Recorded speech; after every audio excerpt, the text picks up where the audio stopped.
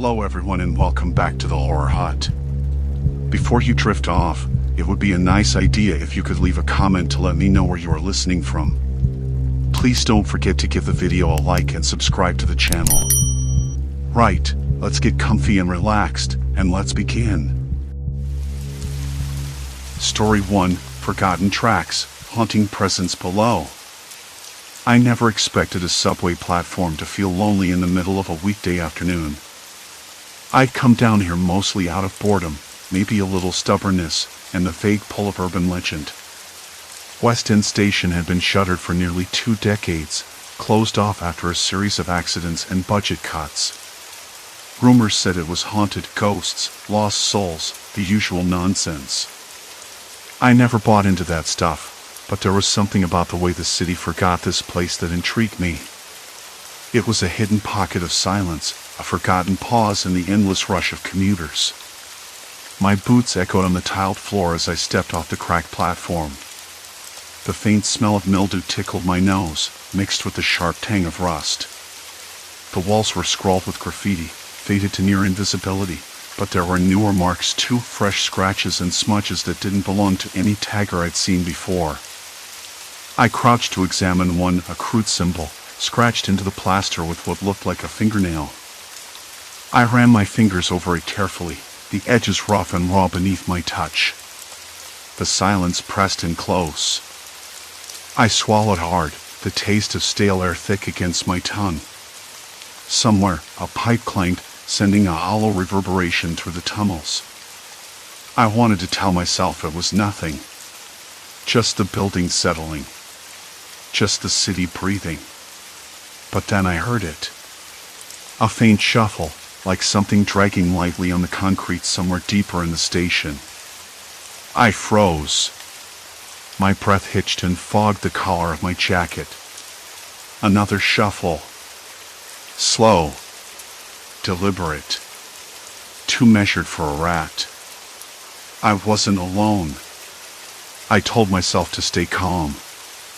I told myself it was probably some homeless person. There were stories of squatters in the old tunnels, people who preferred the cold silence to the chaos above. That made sense. It had to be that. Not ghosts. Not monsters. Just a person. Still, my steps slowed. I leaned closer to the wall, the rough plaster scraping my palm. The sound came again, a soft scrape, but this time closer, from the direction of the maintenance corridor that branched off behind the platform. A draft stirred, carrying a faint smell of smoke and something else, something burnt, like charred paper. My pulse quickened, but I kept my voice low, almost a whisper. Hello? No answer. Just that scrape again. I swallowed the lump in my throat and took a cautious step forward. The corridor was narrower, the walls closing in, paint peeling in long strips. The dim light barely reached past the first few feet, and I fumbled for my phone, flicking on the flashlight. The beam cut through the darkness, illuminating a tangled mess of cables and broken pipes. Then I saw it. A small pile of belongings huddled in the corner, an old backpack, a crumpled blanket, and a half-empty water bottle. Fresh footprints marred the dust around it, leading deeper into the darkness. I wasn't imagining it. Someone had been here recently. My hands trembled slightly as I debated what to do. I wanted to turn back, but something kept me rooted in place. Curiosity? Foolishness? A stubborn refusal to be scared off by a few shadows? I stepped closer, the floor gritty beneath my shoes. The smell of smoke grew stronger, mingling now with the metallic stench of something else. Oil? Something chemical? I wrinkled my nose, the air thick and heavy, settling in my lungs like it might never leave. Then I heard it again. A soft, deliberate footstep. Somewhere just beyond the reach of my light. I spun around, heart thudding, but the tunnel was empty. Just empty. A cold draft whispered past my ear, carrying a faint, almost mocking laughter. Or maybe it was just the wind. I wasn't sure anymore. I wanted to believe it was nothing, that I was imagining things. But the backpack wasn't left by accident. The footprints weren't old. And that laughter, well, I wasn't sure if I had heard it, but if I had, it was enough. I pulled my jacket tighter around me and took a slow step back toward the platform. The wall seemed to close in a little more, the shadows stretching longer, darker. I tried to shake off the feeling that I was being watched, but it clung to me like a second skin, cold, prickly, impossible to ignore. As I reached the platform edge, I glanced down the tunnel leading back to the surface. The rusted gates were still locked, but I could see the faint glow of daylight beyond. Safety. Normalcy. The world above where nothing moved like a ghost in the dark. Yet, the station whispered promises I couldn't quite refuse. There was more to discover. Something hidden beneath layers of dust and silence. Something waiting. I didn't know it then, but the maze of tunnels was already watching me back. And whatever was down here had been waiting for the right moment to close in. A sudden clatter echoed from deeper within the shadows, sharp and deliberate. My breath hitched as the silence fractured, replaced by a slow, dragging shuffle. The air grew colder, heavy with the scent of decay and something metallic, blood, perhaps. I forced my legs to move forward, drawn by a mixture of dread and curiosity. Every step seemed to awaken the station itself, its secrets stirring in anticipation. The clatter echoed again, snapping me out of the haze that had settled after I'd reached the platform edge. I knew I should have turned back. The locked gates leading up to daylight were a promise I couldn't ignore. But the station, with its oppressive silence and the way shadows clung to every corner, had already wrapped its fingers around me. There was a story here. Something that didn't belong in the daylight. And I was stupid enough to want to find out what. I took a step forward, the concrete floor uneven beneath my boots. A faint scraping noise answered me from the far end of the tunnel, low and rhythmic, like dragging something heavy. My pulse quickened. I told myself it was probably debris or a rat. I know how that sounds. But as I moved deeper into the tunnel, the air, cold and heavy with silence, grew colder still, colder than the damp should have made it.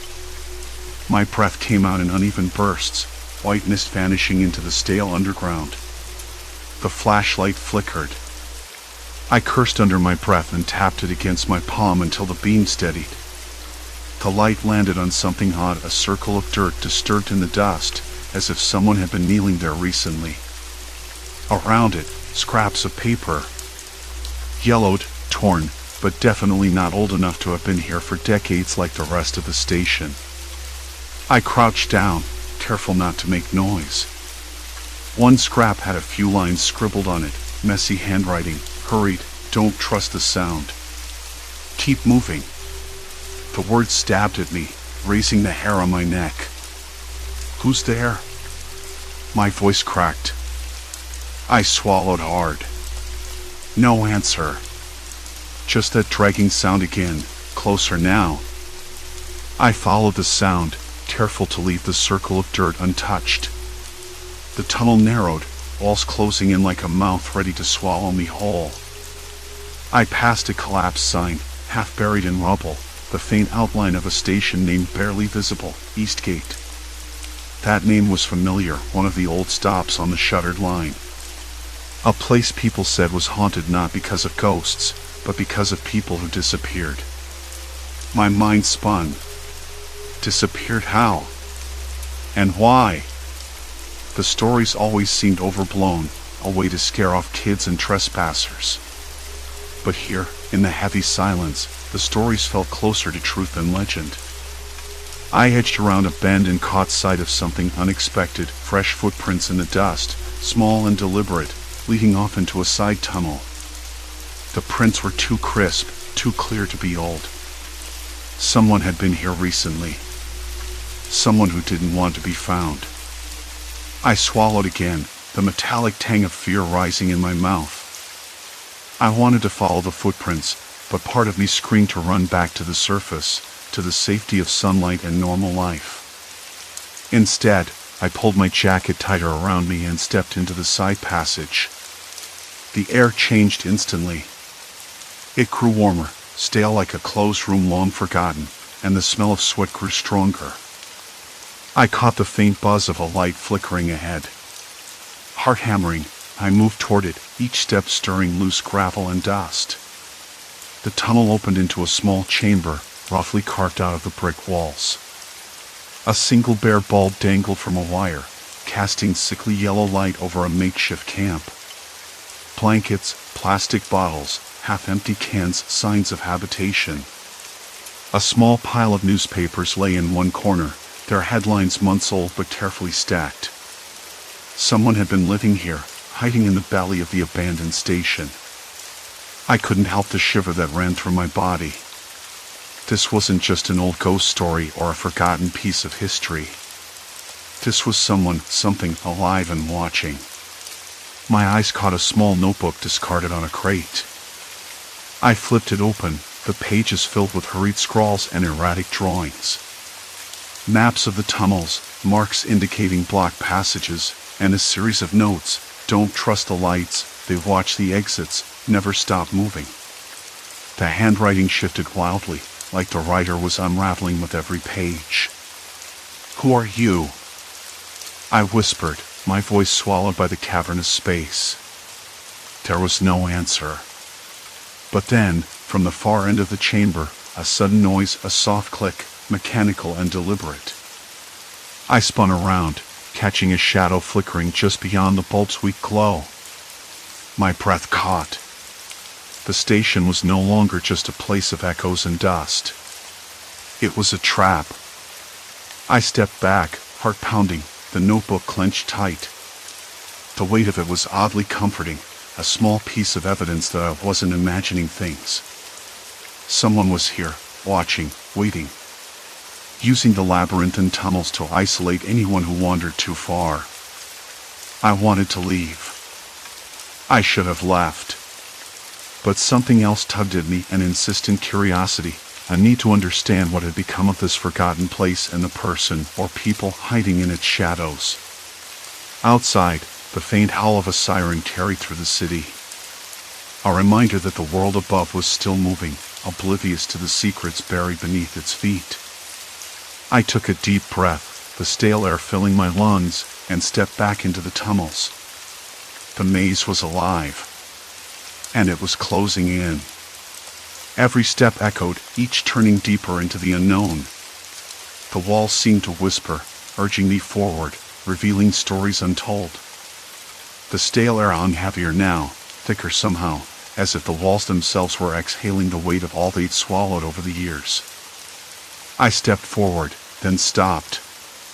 The floor beneath my boots was littered with faint footprints in the dust, some fresh enough to blur the older grime. The shapes twisted, looping back on themselves like the tangled veins of the station's forgotten arteries. I traced one with my eye, following it deeper into the maze. It was no accident. Someone had been coming and going, using the tunnels like a private road, maybe even a home. I swallowed hard, the metallic taste of adrenaline mixing with the dust on my tongue. The flashlight beam flickered, casting long, jittery shadows across the walls. I aimed at a narrow passage I hadn't noticed before, squeezed through the low entrance, and felt the rough plaster scrape my forearm. The air here was colder, damp and sour, smelling of rust and something else, something faintly sweet, like rotting fruit or stale sweat. I paused, listening. My breath came out in slow clouds, the only sound besides my heartbeat thudding in my ears. Then a faint shuffle. Just beyond the bend. I froze. My mind raced. Was it an animal? A rat? Or was someone watching me, just out of sight? I wanted to call out, but my voice caught in my throat. Instead, I edged forward, careful not to make a sound. The tunnel curved sharply, forcing me to stoop low, the ceiling pressing down like a weight. The flashlight caught on something, a bundle of clothing, draped over a broken bench. I moved closer, careful not to disturb whatever it was. The clothes looked worn but recent, a faded jacket, a pair of scuffed sneakers, a threadbare scarf. Someone had been living here, right under the city's feet. My pulse quickened. I pulled out the notebook and flipped it open, searching for anything that might explain this. Scribbled notes, half-finished sentences, a crude map of the tunnels with strange markings. Then I heard it again, footsteps, slow and deliberate, echoing faintly from deeper in the station. I wasn't alone. Whoever it was, they knew I was here. The thought sent a cold spike through my spine.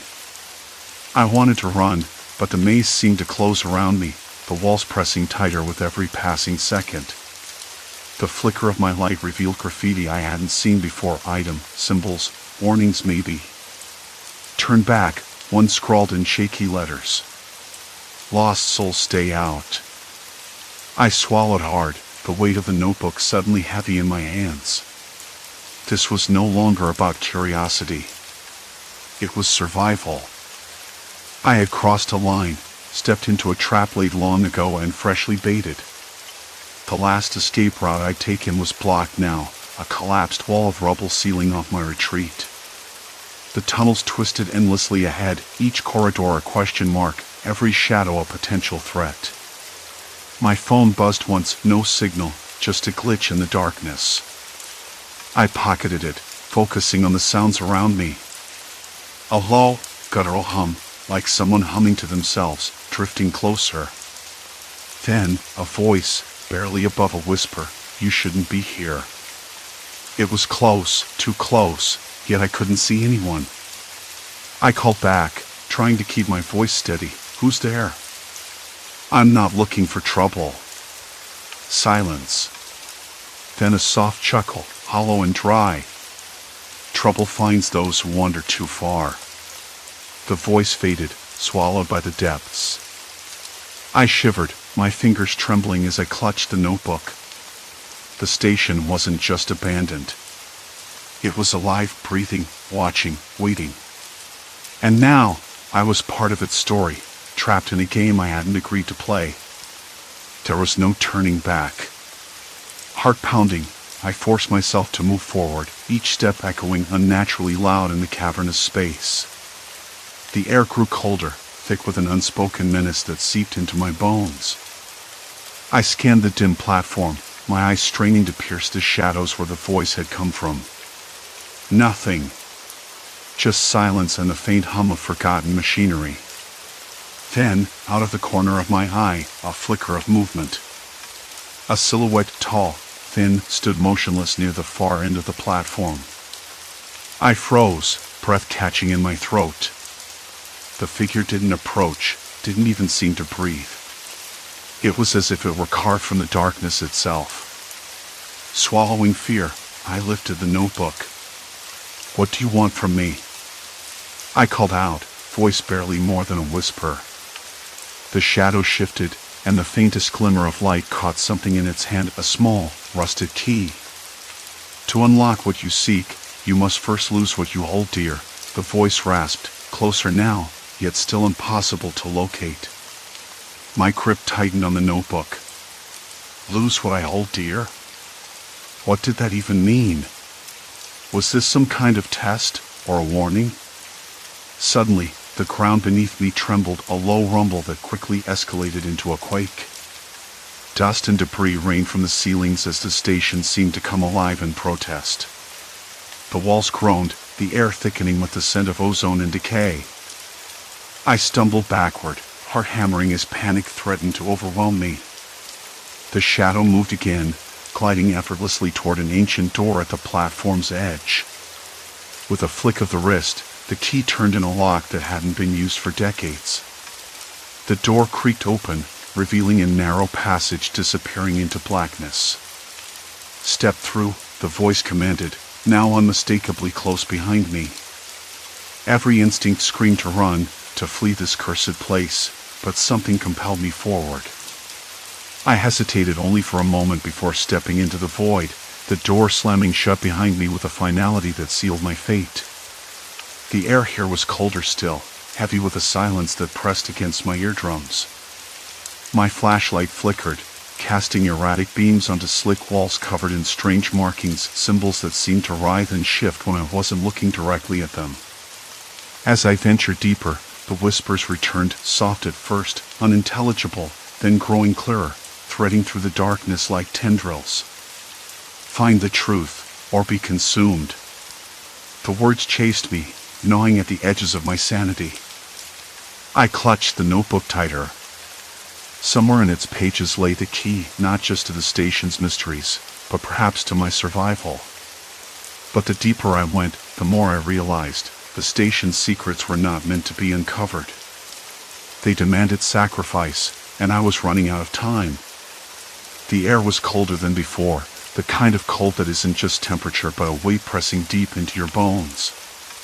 The walls were slick, damp with some kind of residue that smelled faintly of mold and rust. I wanted to touch it, curious, but something warned me against it. Instead, I kept my eyes on the strange symbols etched into the plaster, curved lines, jagged angles, all twisting in ways that made my stomach twist right along with them. They shifted just slightly when I wasn't looking directly, like shadows moving out of the corner of my eye. I hated that. I hated the way my brain tried to catch something it couldn't pin down. The whispers had returned, low and sibilant, curling around me like smoke in a draft. Find the truth, or be consumed, they said, each word a thread pulling at my sanity. I blinked hard, trying to clear my head, but the sound only grew louder, threading through the tunnels, impossible to escape. The notebook's pages rustled, though I wasn't touching them. My fingers trembled, and I closed it quickly. I forced myself onward, stepping carefully over puddles of stagnant water that reflected the weak light in shimmering, broken patterns. The floor was uneven, cracked slabs of concrete jutting up like broken teeth. My boots thudded hollowly, amplifying the oppressive quiet. I thought I heard something else, faint footsteps echoing somewhere behind me. I stopped, heart kicking against my ribs, breath caught in my throat. But when I flicked the light back the way I came, there was nothing but shadows. Hello? My voice was a hoarse whisper, swallowed immediately by the dark. No answer. I wanted to call out again, maybe even shout, but the fear of what might answer kept my mouth shut. I wasn't alone, though. Something was watching me. I crouched down near a pile of debris, a rusted metal grate, chunks of broken tile, bits of paper yellowed with age. There were footprints in the dust, fresh and deep, barely a few hours old, maybe less. Whoever was here wasn't just a ghost from the past. They were real. And they were close. My hands gripped the notebook so tightly my knuckles turned white. I flipped it open to the page I'd marked earlier, scrawled notes in the margin like desperate prayers, traps. Maze.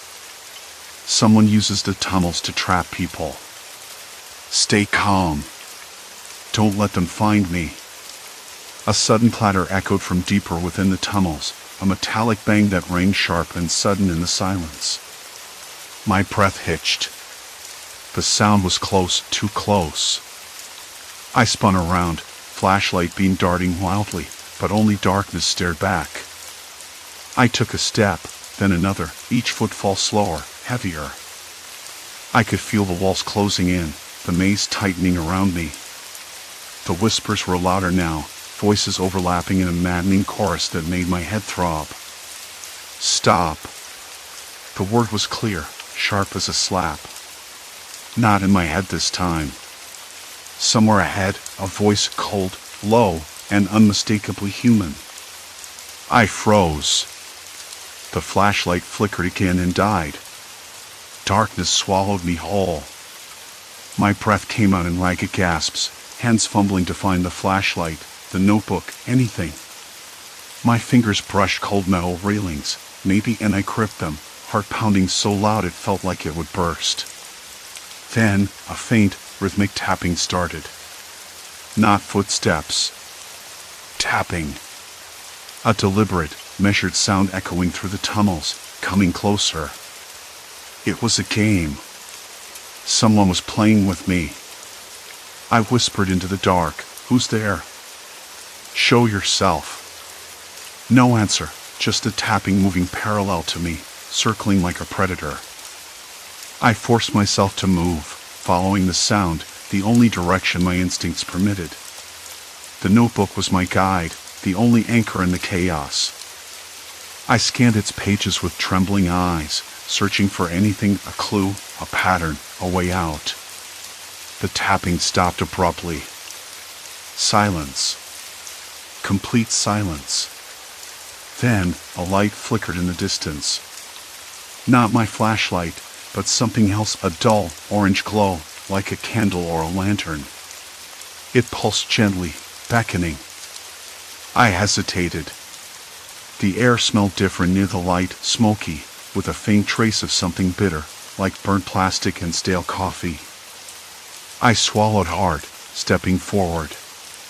As I got closer, I saw a small alcove carved into the wall, a makeshift camp. A battered chair sat facing the tunnel, a blanket draped over it, and on the floor, scattered newspapers, empty cans, and a cracked thermos. It was a home of sorts, a base hidden away beneath the city. The realization hit me like a punch. This wasn't just a story about an abandoned station or some long-dead tragedy. Someone had been living here, watching, waiting, using the labyrinth to trap people, to isolate them. I glanced around nervously. The shadows seemed to twitch with movement. The whispers returned, but this time they weren't just voices in my head. They were real, coming from the alcove. "Why are you here?" The voice was calm, almost curious. No menace. But that only made it worse. "I'm looking for answers," I said, trying to keep my voice steady, though it felt like a thread unraveling in a storm. "Answers can be dangerous," the voice replied. "Especially when they're buried deep." I swallowed. "I don't want trouble." "Trouble finds us all," the voice said. "But you have a choice. Stay. Or leave." I looked at the chair, the blanket, the signs of life in this forgotten place. Then back into the darkness. "Why trap people? What do you want from me?" I asked. Silence. Then a slow, deliberate clapping echoed softly, almost amused. "You think this is about me?" The voice was closer now, just beyond the light. "No, it's the station. It's the city. It's the way people disappear when no one's looking." My hands shook. "I don't want to disappear." "No one does," the voice said. "But sometimes, the maze doesn't let you go." The air grew colder, heavier. I realized I was standing at a crossroads, the path out or deeper in. My instinct screamed to turn and run, but the notebook in my hands held a promise, a challenge I couldn't abandon. I took a breath, steadying myself against the chill. "I'm not leaving, not yet." The voice laughed, low and dry, fading into the shadows. Then the game begins. A sudden noise, metal scraping against concrete, came from behind me. I spun around, heart hammering, but the passage was empty. The walls seemed to close in tighter, the labyrinth alive with unseen eyes. I swallowed the lump in my throat and moved forward, the glow from the alcove dying behind me. The maze had claimed me, and I wasn't sure if I'd ever find my way out. The stale air pressed against my skin like a damp blanket as I stood at the edge of that forgotten platform one last time. The faint hum of the city seeped down the ventilation shafts, but here, in the belly of the abandoned subway station, it felt swallowed, distant and hollow.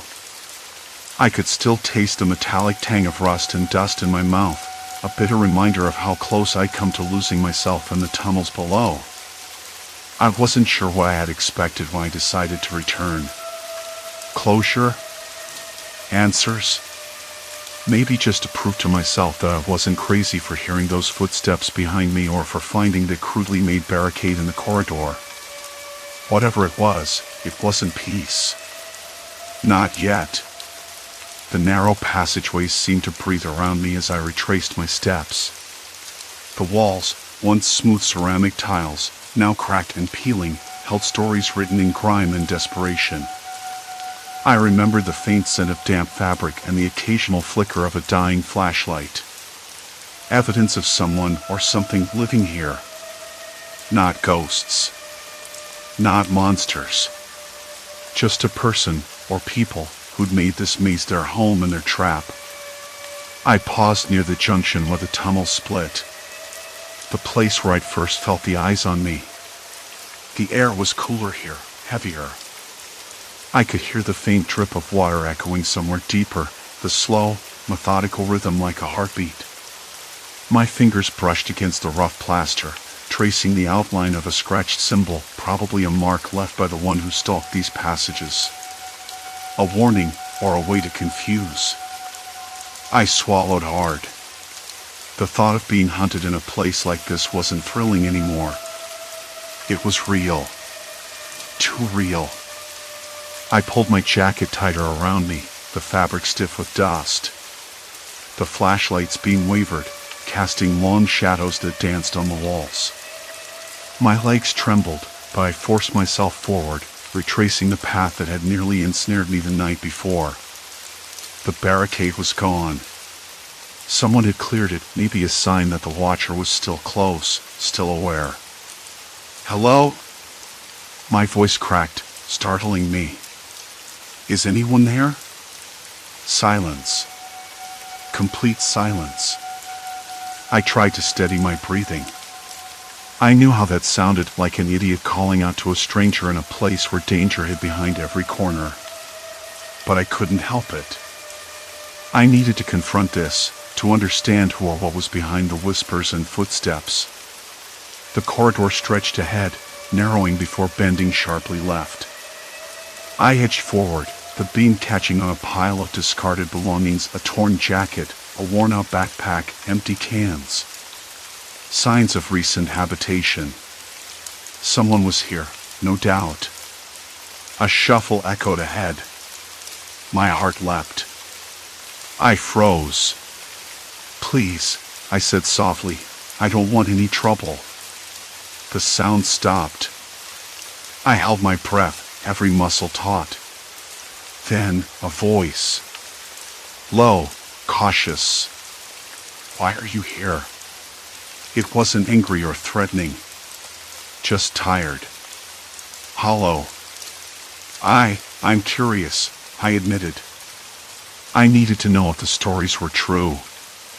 About this place. About you. There was a pause, long enough for doubt to creep in. Then footsteps, slow, deliberate, approaching. A figure emerged from the shadows, hunched and gaunt, eyes wary but not hostile. He looked older than I expected, lines etched deep from years underground. His clothes were layered and ragged, soaked with the dampness of the tunnels. Curiosity can get you killed, he said quietly. Maybe, I answered, stepping closer. But running from the past doesn't keep you safe either. He looked at me then, really looked, as if weighing the truth behind my words. I've been here a long time, he said after a moment, voice barely above a whisper. Not by choice. This place. It traps you. Or maybe you trap yourself. I nodded, understanding more than I wanted to admit. I got lost. But I don't want to stay. He let out a bitter laugh. No one leaves. Not really. Not once the tunnels get in your blood. For a while, neither of us spoke. The silence was thick but not uncomfortable. It was the kind of quiet that followed confession. Why do you stay? I asked finally.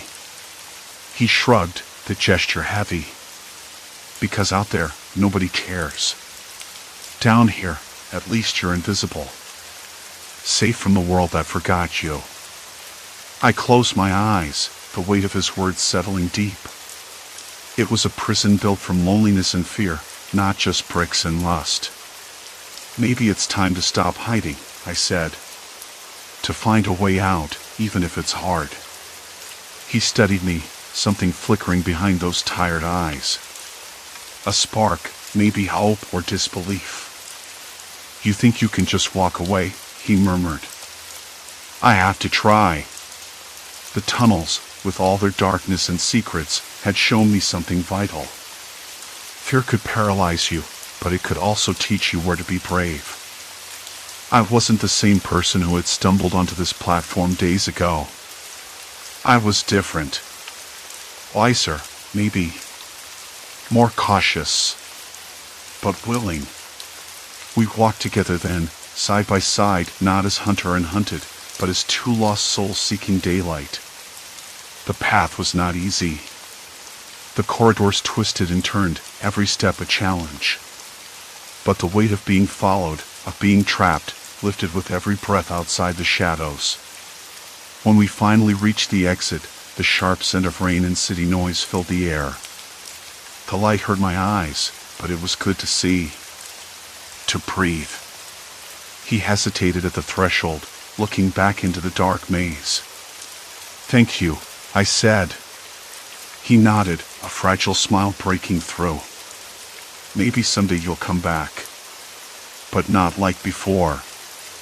I hoped not. I hoped I'd learned enough to never lose my way again. As I stepped into the open air, the city felt alive, noisy, and overwhelmingly real. I tasted freedom on my tongue, bitter and sweet all at once. The haunted station was no longer a place of menace, but a reminder, the scariest things were often the ones we carried inside. I walked away slowly, the rain soaking through my jacket, washing away the dust. I didn't look back. Not because I was afraid, but because I was ready to move forward. The tunnels belonged to their ghosts now, and I belonged to the world above. Story 2, Mountain's Unseen Fury. Shifting trails turn deadly. I never thought a mountain could change its mind. The trailhead was quieter than I expected that morning, the kind of quiet that doesn't hum with birdsong or the rustle of small animals. Just a soft, low wind dragging through the pines, like the mountain was holding its breath. I pulled my jacket tighter around my waist, even though the sun was already climbing, warming the air enough to dry the dampness from dawn. The air smelled like wet stone and pine sap, sharp and clean, with just a faint trace of old rain in the underbrush. I'd been hiking this trail before, a handful of times, always careful. It was one of those places people liked to recommend if you wanted a challenge but didn't want to end up in the emergency room. The local ranger's office had that one bulletin up near the trailhead every spring. Caution, sudden landslides possible. Stay alert. I'd memorized it, of course. But it was more of a warning than a threat, or so I thought. The first few miles felt routine. My boots crunched over gravel and roots, the occasional snap of a twig underfoot. I passed a couple of day hikers, nodding and exchanging a few words about the weather and how the trail looked. The mountain rose around me in familiar folds, the ridges and creeks I'd come to know like the back of my hand. I liked that about this place, the way the forest seemed endless, but you could still trust the map to get you through. At least, for now. Around mid-morning, I stopped on a ridge to catch my breath and drink some water. The view was sharp, clear peaks and valleys fading to blue in the distance. I noticed a faint rumble, like distant thunder, but the sky was spotless. No clouds to blame. I shrugged it off, thinking maybe it was traffic from the highway miles away or a logging truck somewhere. But then the ground beneath my feet vibrated slightly, a subtle tremor that made my knees wobble.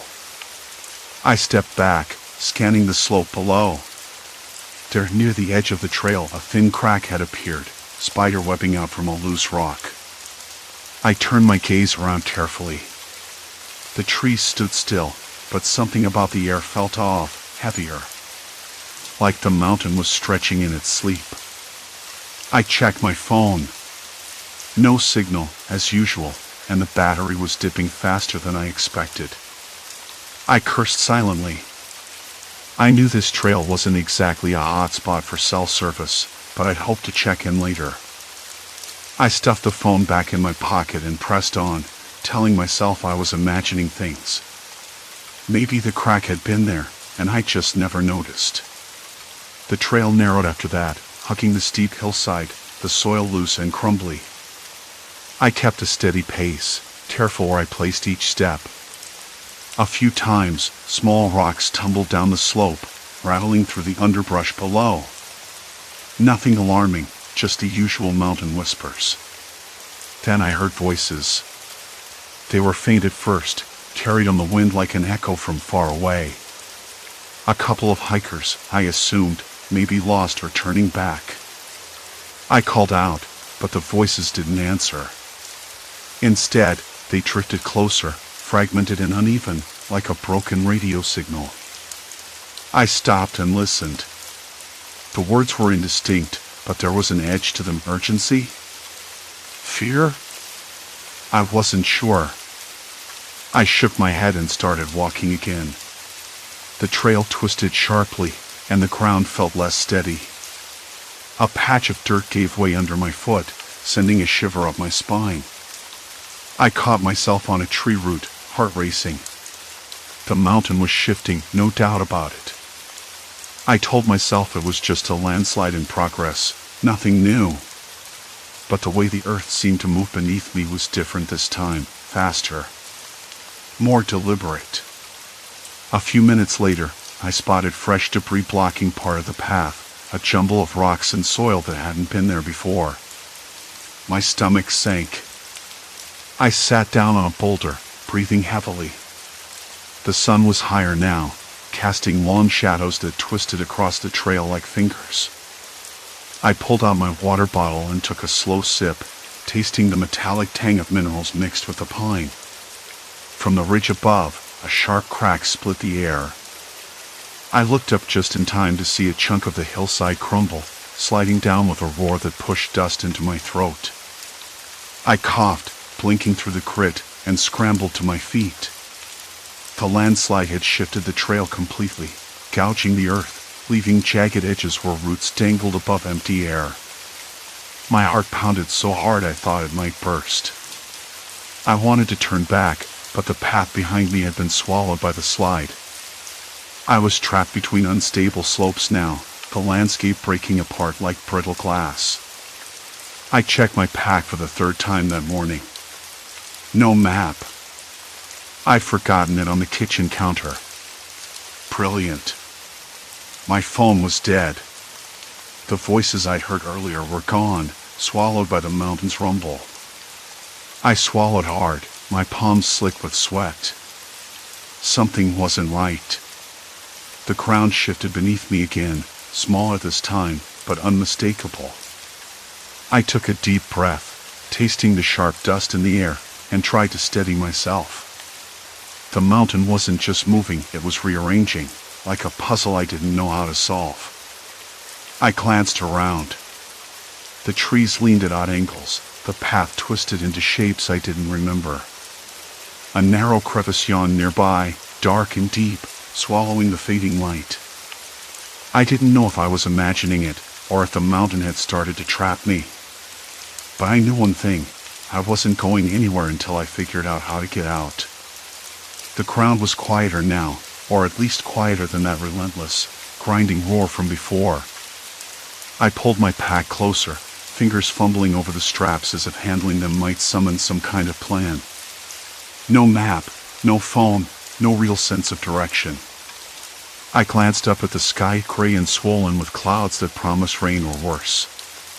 The fading light was already low, but the mountain wasn't allowing the sun to settle properly behind the ridge.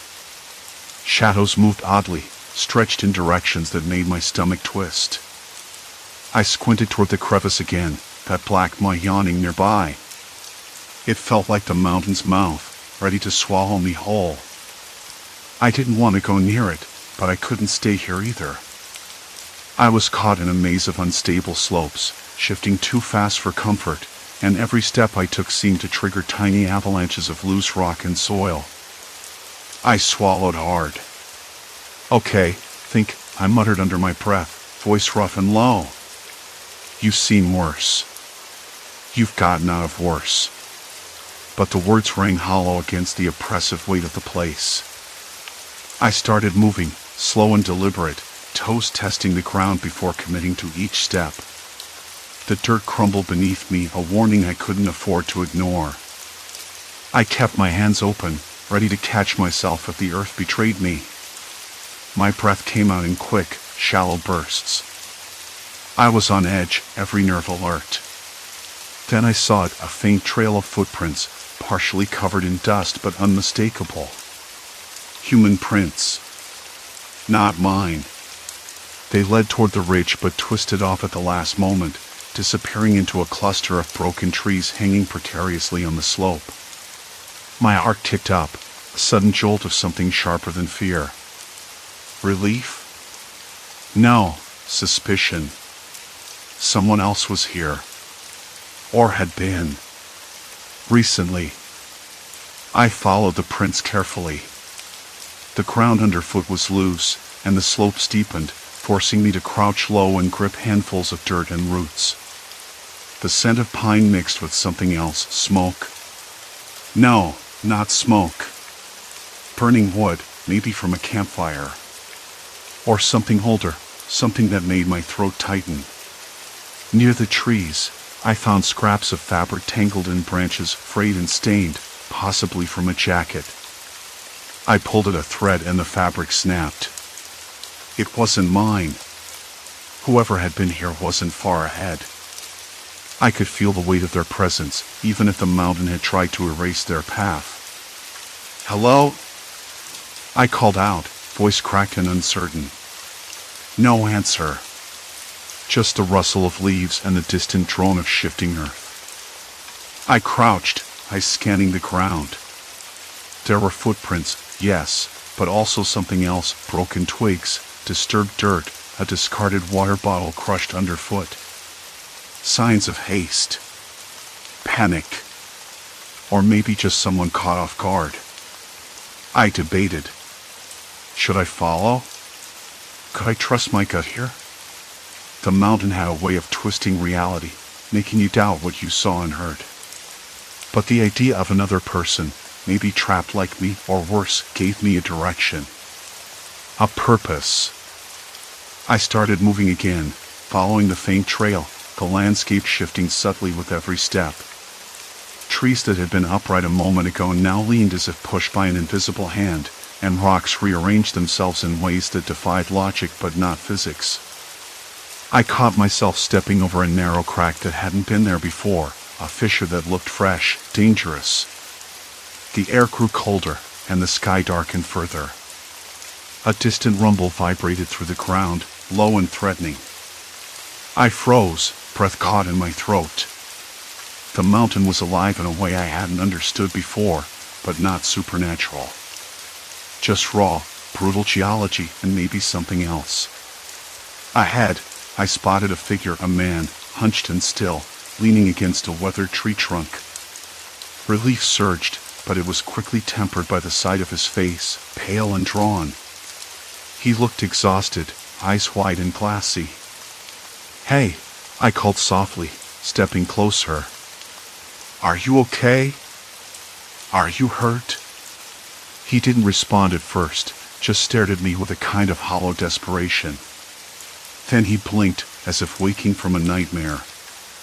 "Lost," he rasped. "Lost. And no way out." His voice was ragged, barely audible over the wind. I nodded, swallowing the lump in my throat. "Me too," I said. "I don't have a map. Phone's dead." I gestured helplessly at the shifting landscape.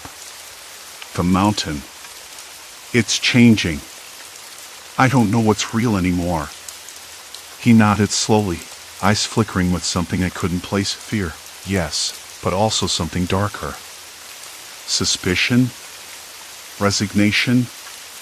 We're not alone, he said suddenly, voice dropping. There's others. Watching. Waiting. I frowned. Others? Who? He shook his head, lips pressed tight. I don't know. People. Maybe more. They don't want us out. A cold shiver ran down my spine. This wasn't just a natural disaster anymore. Something else was at play. I could taste it in the air, metallic, sharp, like the scent of old blood or rusted iron. My hands trembled despite my efforts to steady them. Why? I asked, voice barely above a whisper. He looked away, toward the darkening horizon. Because this mountain holds secrets. Secrets they'll kill to keep. I swallowed again, the dust and dread mixing in my mouth. We need to find a way down. Together. He nodded, standing slowly. His movements were stiff, but determined. No guarantees, he said. But maybe we can outsmart them. Or at least survive. I glanced around, the shifting terrain suddenly feeling even more hostile. The crevices yawned wider, the trees seemed ready to fall, and the sky threatened to open up any second. We have to move, I said, before the next slide. He looked at me, and for a moment, I thought I saw a flicker of hope in his eyes. Or was it just the mountain playing tricks again? We started walking, side by side, following the uncertain trail. Every step brought fresh dangers, loose stones threatening to send us tumbling, cracks widening beneath our feet, and that ever-present feeling of unseen eyes tracking our progress.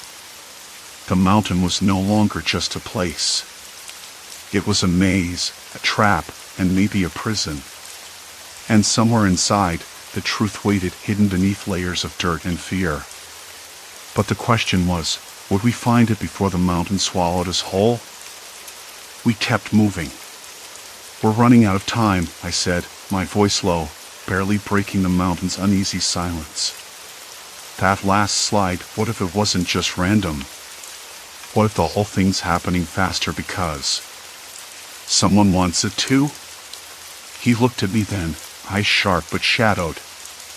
You really think it's deliberate? His voice cracked slightly, as if the idea unsettled him more than the unstable ground. I shrugged, not trusting my own certainty. I don't know.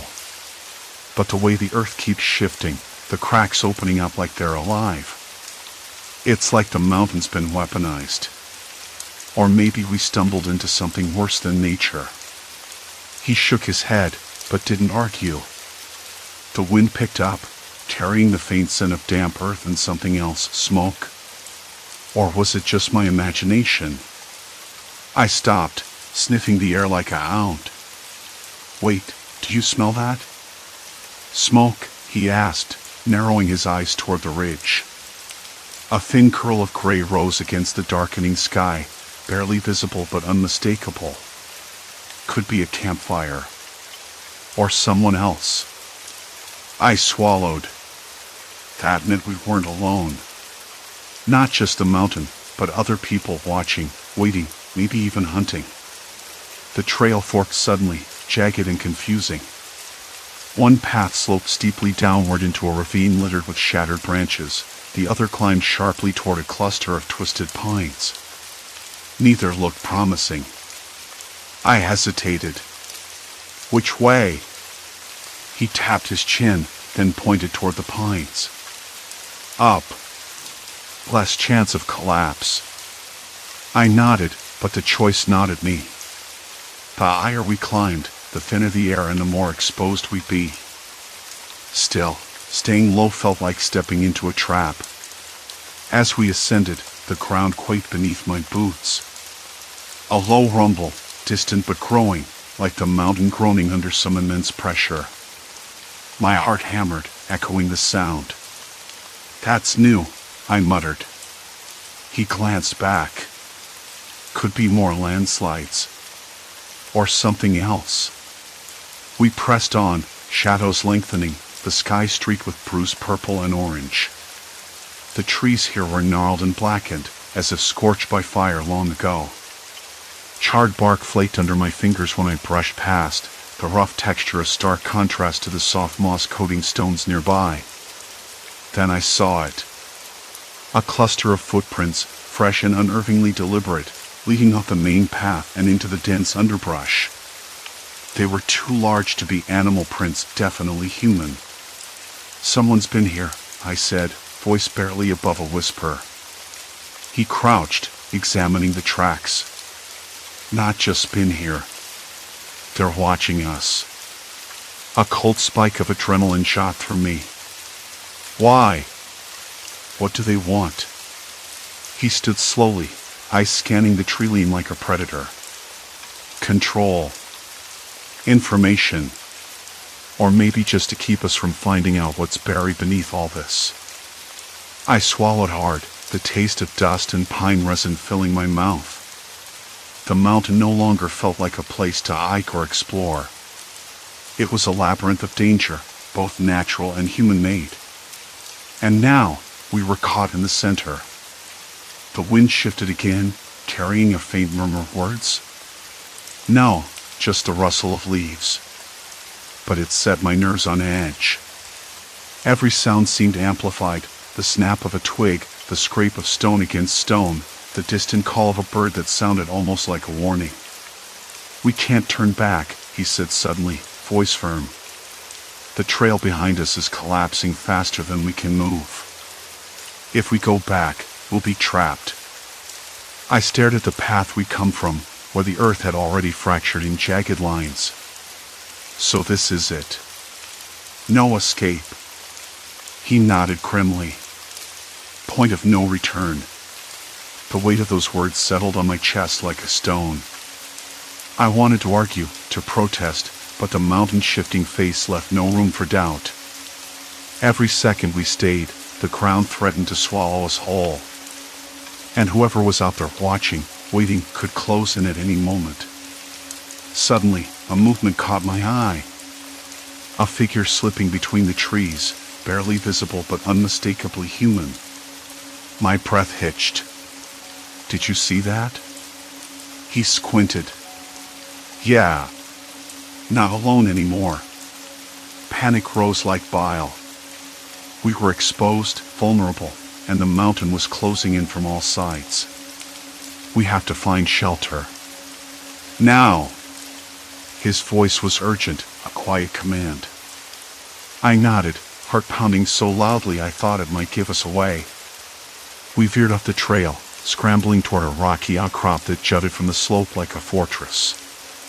The ground beneath us trembled again, more violently this time, and dust rained down from the trees.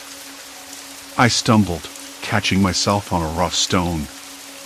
The air was thick with the smell of earth and sweat and something metallic, fear, maybe. Or blood. We reached the outcrop and crouched behind it, breathless, listening. The shifting earth slowed, but the silence that followed was heavy. Too heavy. "Whoever they are," I whispered, "they're not just trying to keep us out of the mountain. They want to keep us out of the truth." He looked at me, eyes dark. "And now that we've seen too much, there's no going back." The sky cracked open with a sudden flash of lightning, sharp and blinding. Thunder rolled like a warning. Rain began to fall, cold and steady, soaking through my jacket and chilling me to the bone. I pressed my back against the stone, hands trembling as I pulled out my phone. No signal. Of course. "We're trapped," I said. "Trapped between the mountain and whoever's hunting us." He nodded toward the darkening forest. "And the longer we stay, the less chance we have of getting out alive." A distant howl, maybe a coyote, maybe something else, cut through the storm's roar. I swallowed, tasting dirt and rain in the bitter certainty that we crossed a line. The mountain wasn't just shifting beneath our feet, it was changing us. Breaking us down, piece by piece. I looked at him. "What now?" He didn't answer right away. Then, quietly, we keep moving. We find the art of this mess. Because if we don't, the mountain will bury the truth. And us with it. The rain soaked through my clothes, cold seeping into my skin. But I stood, shaking, and nodded. Whatever it was that awaited us deeper in the maze of landslides and hidden crevices, there was no turning back. Not anymore. The rain had lessened by then, but the air, cold and heavy with silence, stayed thick and clammy, like the mountain itself was exhaling after some deep, violent breath. We keep moving, he said again, voice low and steady, though I could see the tight line of his jaw. We find the art of this mess. His eyes scanned the dark treeline, where the shadows gathered like a living thing. Something had happened here. Something that no one was supposed to find. The ground still trembled underfoot, tiny shifts that made me catch my breath as loose gravel slid away in miniature avalanches. Our boots sank into wet dirt, the scent of crushed pine needles sharp and raw in the damp air. I thought about how the mountain had swallowed whole sections of trail without warning, how the earth had cracked open like a wound, revealing crevices so deep I couldn't see the bottom. It was unnatural, impossible, except it was real. We moved cautiously, each step measured. The fading light made the trees loom taller, their branches clawing overhead. I felt the weight of silence pressing down, broken only by the drip of rainwater onto leaves and the distant, intermittent cracking of shifting rock. My clothes clung to me, soaked through, cold seeping into my bones. I could taste the grit of dirt on my tongue, the metallic tang of fear that made my mouth dry. Look, he whispered suddenly, pointing to a narrow path that veered sharply off the main trail. It was almost hidden beneath fallen boughs and slick leaves, but there were fresh footprints, deep, uneven, leading into the underbrush. Someone's been here recently. The hairs on my arms prickled. I knew how that sounded, but the prints didn't match any animal I'd seen around here. Too large. Too deliberate. Why would they come this far up? I asked, voice barely louder than the rustle of leaves. He shook his head. To hide something. Or someone. We traded a glance that said neither of us wanted to admit the possibility. After everything we'd seen, every twist and collapse, the idea of another person unseen, watching, maybe hunting, added a new layer of dread. Not the mountain itself, but what it concealed. I swallowed hard, trying to steady the tremor in my hands. We follow? He nodded. We have to. The path was a narrow squeeze between two jagged outcrops, slick with moss and rain. My boots slipped once again, and I cursed under my breath, the sound startling in the quiet. Behind me, I heard him breathe sharply. The air smelled of wet stone and decaying leaves, but beneath it, faintly, was something else, smoke, or maybe oil. I couldn't tell.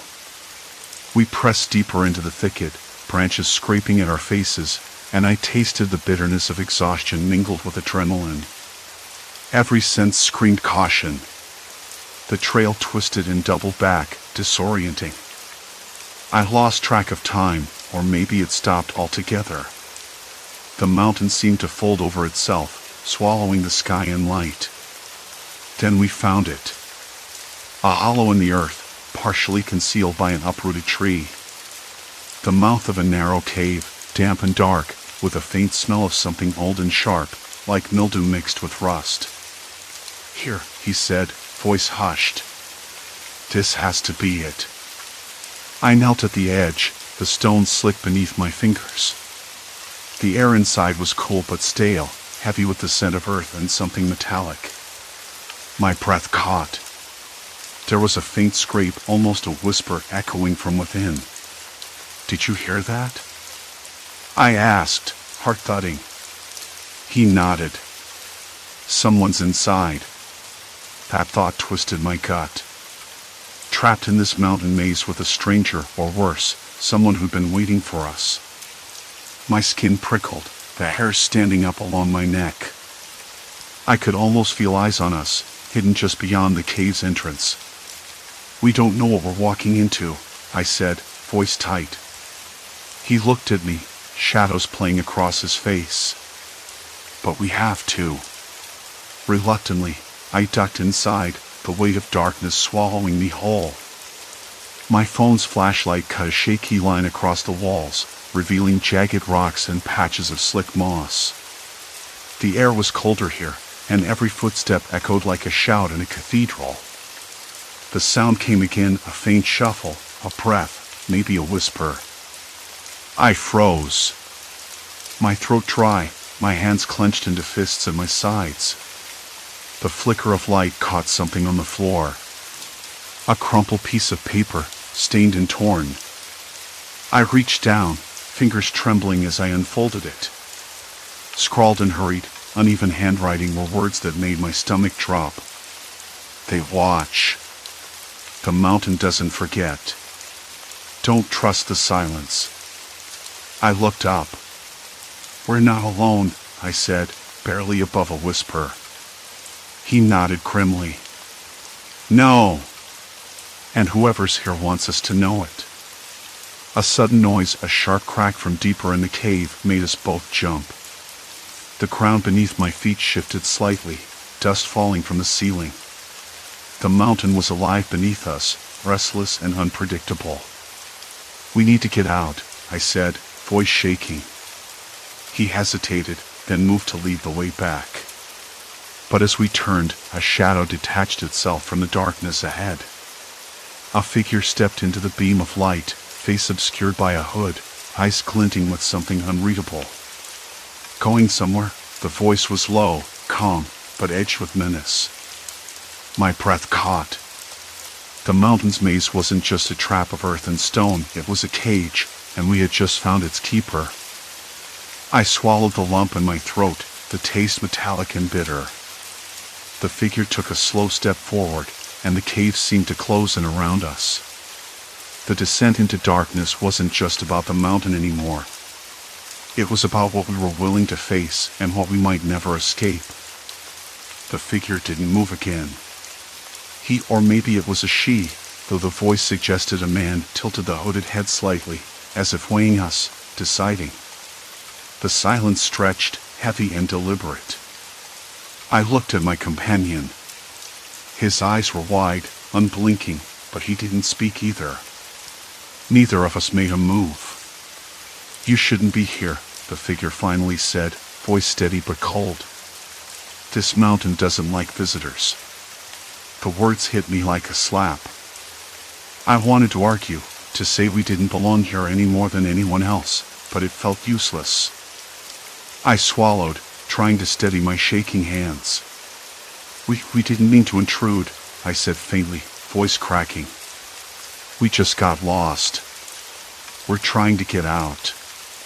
He or she nodded slowly, then took a step back, merging into the shadows again. The faint scrape of boots on stone told me the figure wasn't going far. I exhaled sharply, relief flooding through me. "Thank you," I whispered, though I wasn't sure who I was thanking. The mountain seemed to settle, if only a little. The sharp edges of the cave softened in the dim light, and the constant low rumble beneath us quieted to a dull murmur. My companion let out a breath, finally breaking the tension. "We need to move," he said, voice hoarse. I nodded, swallowing the lump in my throat again. The exit was no longer just a direction on a map or a goal marked by trail signs. It was a fragile thread we had to follow carefully. One wrong step and the mountain could swallow us whole. We turned away from the shadowed figure and started retracing our steps. The path was treacherous, loose stones shifted underfoot, cracks zigzagged beneath the thin layer of dirt, and the air was thick with dust that made my eyes sting. Every sound echoed our breaths, our footsteps, the faint scrape of rock against rock. At some point, the weight of what we discovered pressed down on me harder than the physical dangers. This wasn't just a mountain with dangerous terrain, it was a place someone had claimed, marked with warnings that weren't on any official map. The figure in the cave wasn't just a guardian of the mountain's secrets, but a sentinel of something darker, territory claimed and fiercely protected. I kept thinking about the sudden crack, the way the ground shifted beneath us, the unstable slopes that seemed to change shape like living things. The mountain itself was a puzzle, and we were the pieces forced into a pattern we didn't understand. Outside the cave, the night air hit me like a cold wave. I blinked against it, the stars sharp and cold overhead. The mountain loomed, a massive shadow against the sky. The wind whispered through the trees, carrying with it the scent of pine and wet earth. The ground beneath my feet felt less like a trap now, more like a warning. "We can't stay here," I said, voice low. "We need to find a safe spot before dawn." My companion nodded, scanning the uneven trail ahead. "There's a ranger station about 2 miles back," he said. "If it's still standing." I swallowed hard. Landslides, shifting slopes, a secretive figure in the cave, none of it boded well for any structure left on this mountain. But it was the only option we had. The hike back was slow, cautious. Every step was calculated, every sound analyzed. A distant owl called out, its cry slicing through the night.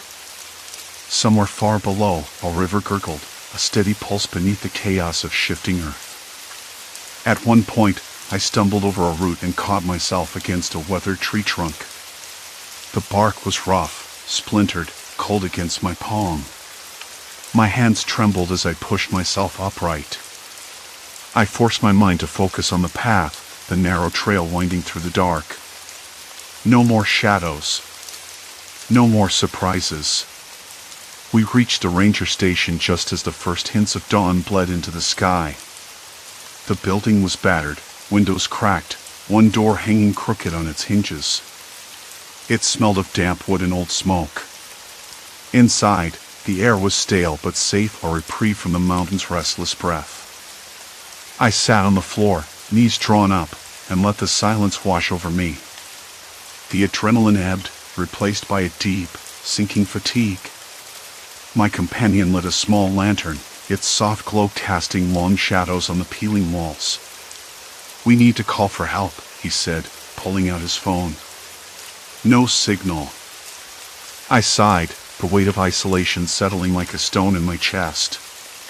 "We're trapped," I said quietly, not as a statement but a fact. He nodded, eyes fixed on the dark screen. "At least we're not alone." The hours passed. We talked quietly, sharing what little we knew about the mountain, about the warnings we'd ignored, the risks we'd underestimated. I told him about the shifting slopes, the hidden crevices that seemed to open and close beneath our feet. About the figure in the cave and the cold menace in that voice. He listened, silent, then said, "Someone's been here a long time. Watching. Waiting." The thought sent a shiver down my spine. Not a myth, not a ghost, but a person. Someone who lived in the cracks of the mountain, who controlled the paths and the dangers. Someone who wanted to keep what was here secret. When the sun finally rose higher, pouring pale light through the broken windows, we made a plan. We couldn't wait for rescue. The mountain was unpredictable, and every moment spent trapped was a risk. We gathered what supplies we could find, canned food, water, a first aid kit covered in dust. The trail back was a maze, but with daylight, the dangers were easier to spot. Loose rocks, sharp drop-offs, fresh landslide scars that hadn't been there the day before. Step by step, we moved. Carefully. Slowly. The mountain groaned beneath us, shifting, settling, threatening to betray us at any second. When we finally broke through the tree line and saw the valley spread out below, a rush of relief and exhaustion hit me all at once. The air here was warmer, filled with the sounds of birds and the hum of distant traffic. Civilization. But the mountain's shadow stretched long behind us. It wasn't just the physical danger that stayed with me. It was the knowledge that someone had claimed this wild place, not with traps or violence, but with an unseen watchfulness that was far more terrifying. Back home, after a long shower that washed away the grime but not the memories, I sat with a cup of coffee, the bitterness grounding me. The taste was sharp, familiar, and somehow a reminder of the world I'd left behind on the mountain. I thought about the figure in the cave and the quiet menace in that voice. About the way the landscape had betrayed us, shifting like a living maze designed to trap and confuse. And I knew I'd changed not just by what I'd seen, but by what I'd learned about fear, control, and survival. Story 3, Mirrored Lives, Mannequins Mimic You. The fluorescent lights buzzed overhead in that particular way malls do, cheap, relentless, like a low drone that never quite fades. I remember standing near the entrance of the East Side Mall, the one with the cracked linoleum tiles and the faint scent of cinnamon from the pretzel stand. It was a Tuesday, which meant the corridors were mostly empty aside from the occasional shopper who looked like they'd rather be anywhere else. I had gone in for something simple, a new phone charger, maybe a quick coffee before heading back to my apartment. Routine. I'd been coming here for years, though I never liked it much. The place had that stale, recycled smell, half coffee, half something like old plastic and forgotten effort. The kind of smell that clings to your jacket sleeves and settles in your hair. It's not quite unpleasant, but it's not welcoming either. You notice it only when you stop moving. Which, as it turned out, I did more than I planned that day. I remember the moment it started to feel off. I'd walked past the bookstore, the one with the cracked glass window taped up in one corner. A mannequin stood near the entrance, dressed in a denim jacket, faded jeans, and a scarf loosely looped around its neck. Nothing special, I thought, just another display. But then I caught the way it was posed. The hand in the pocket, the tilt of the head, it was exactly how I stood when I was waiting for the bus this morning. Not just the pose, but the little crease on the sleeve where I'd rolled it up. I blinked, shaking my head. That was ridiculous. Of course, mannequins are posed to look natural. Everyone does that. Still, the image stuck in my mind like a stone in my shoe. I passed by without looking back, except I did. Just once. The mall has a strange rhythm. The echo of footsteps on tile, the soft hum of air conditioning ducts, and the occasional murmur of voices from somewhere just out of sight. I noticed the temperature too of the air always felt a bit too cool, like it was fighting against the summer heat outside. I pulled my jacket tighter around me, even though I wasn't cold. After the bookstore, I headed toward the food court, thinking a cup of coffee might help with the strange feeling creeping up my spine. On the way, I passed a clothing store where mannequins stood in the window. I stopped. One of them wore a shirt I'd owned last year, the same faded blue with tiny holes near the collar, holes I'd caused myself, probably while absent-mindedly fiddling with a pen. I looked again. The mannequin's posture, the slight bend in the elbow, the way one foot was turned inward, it was a mirror of how I shifted my weight when I was thinking, just like now. I swear, my hands trembled slightly. I don't know if it was cold or something else. Maybe it was just the weird light playing tricks. I tried to laugh it off. Mannequins are made to be lifelike. Designers study people, after all. It's not like anyone here knew me. Or did they? I moved on, but the nagging feeling didn't leave. The mall seemed different. The hallways looked narrower, or maybe I just noticed the way the ceiling tiles were slightly misaligned. It wasn't anything I could point to, but the air felt thicker, almost like the mall was holding its breath. The sound shifted too.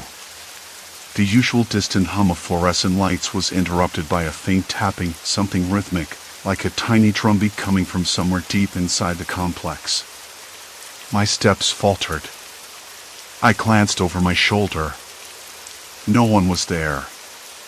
That part was certain.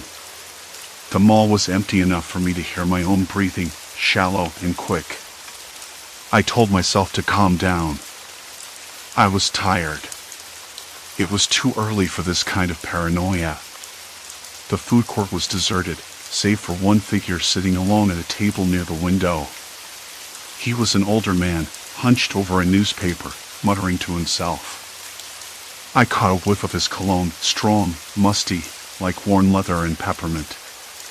It made me feel uneasy, though I couldn't say why. I sat at the far end of the court and ordered a black coffee. The barista was absent-minded, moving slowly, as if the day had already drained her spirit dry.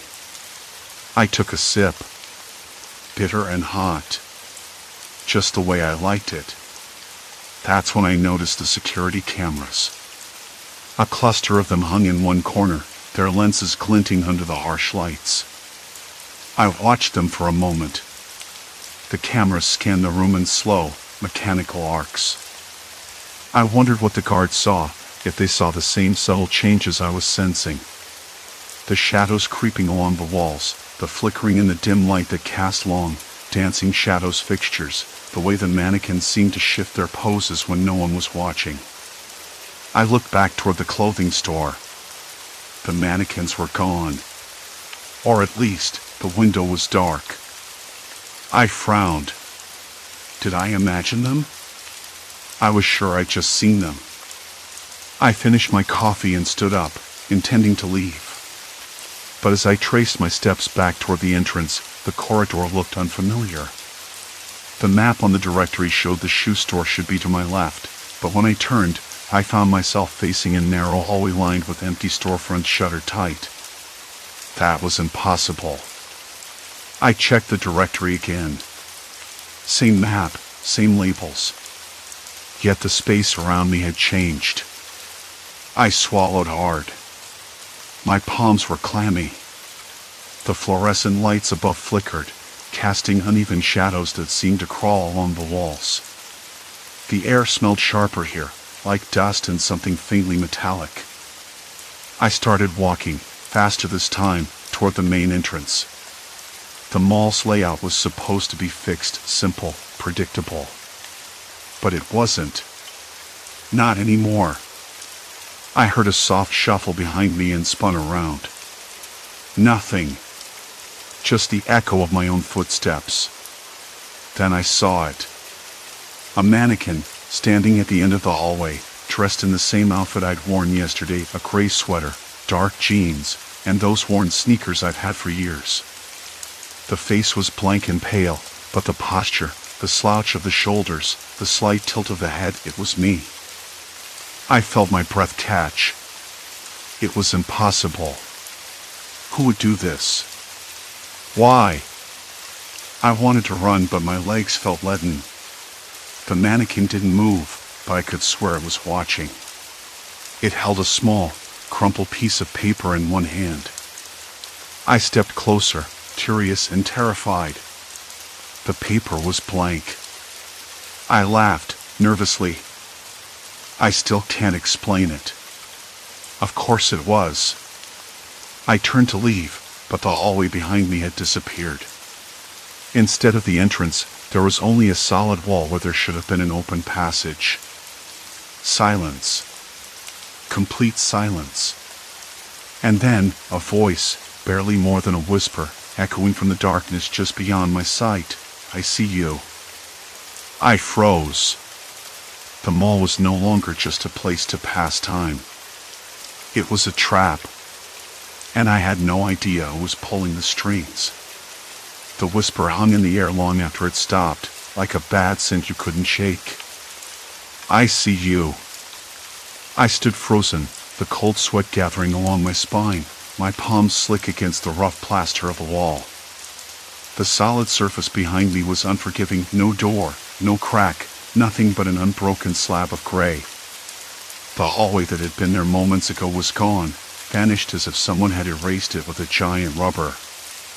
I swallowed hard, trying to steady my breathing, but the air tasted stale and heavy, as if the mall itself was closing in, trapping me deeper inside. The mannequins, the shadows, that voice, I wasn't just lost, I was watched. I needed to move, but where? The dim fluorescent lights flickered overhead, casting long, twitching shadows. I glanced back at the mannequin again. It was still there, unmoving but impossible to ignore. I noticed the crumpled paper in its hand, the same blank scrap I'd seen before. But now I wondered, was it really blank? Or was I just not meant to read it? I forced my legs forward, stepping cautiously around the mannequin, eyes darting for any sign of a passage or exit. Nothing but walls. The air smelled faintly of burnt popcorn and stale carpet, the kind of scent that clings to old malls left to rot after hours. My mouth was dry, tongue heavy and thick with unease. I tried the wall behind me. Cold, unyielding. My fingers traced an edge, hoping for a seam, a crack, anything to suggest a hidden door, but there was none. The silence stretched out again, broken only by the distant hum of a malfunctioning air conditioner somewhere deep in the guts of the building. I whispered, "Hello?" My voice sounded small and foreign in the cavernous space. No reply. But then, a faint shuffle. From the left corridor, a soft scrape against tile. I froze, ears straining. Was it footsteps? Or just the wind? Before I could decide, I caught movement in the corner of my eye, a flicker of pale fabric disappearing around a bend. I blinked hard, heart hammering. There was someone here. Someone walking the same maze I was trapped in. "Hey!" I called out, voice cracking with desperation. Are you real?" No answer. The footsteps stopped, then resumed, getting further away. I swallowed the lump in my throat and took a step forward, then another, pushing deeper into the shifting corridors. The mall's layout seemed to rearrange itself continuously, always folding into new angles, stores appearing and disappearing like bad memories. Each turn was more disorienting than the last. I tried to hold onto something familiar. The mannequins. They were everywhere now, lined up in shop windows, posed in frozen scenes behind glass, each dressed in clothes I recognized. Not only that, but the outfits, the poses, they were snapshots of my own life, my habits, the small routines I never thought anyone noticed. There was one with my favorite blue hoodie, that threadbare thing I wear when I want to disappear. Another, slumped at a bench, holding a coffee cup just like I do every morning. One mannequin even had a book in its hand, The Catcher in the Rye, the same dog-eared copy I read on the subway. I touched the glass of the window nearest me. Cold, hard, real. But the mannequin inside, with its blank, unreadable expression, felt like a mirror reflecting the parts of myself I'd never shared. I shivered, pulled my jacket tighter. Why? Who was doing this? Who was watching me so closely, recreating my life in this endless, twisting mall? I needed answers. I needed proof. So, I started to look for clues. Each mannequin held or wore something specific, items I recognized from my own daily life. A wristwatch, a notebook, a pair of headphones. I checked pockets, bags, the display tags. Nothing but blank price stickers. No names, no messages. Except, in one store window, a small note taped to the glass caught my eye. The handwriting was neat, precise, and unmistakably familiar. Why are you here? The question stabbed into my chest, colder than the draft that whispered through the cracked tiles beneath my feet.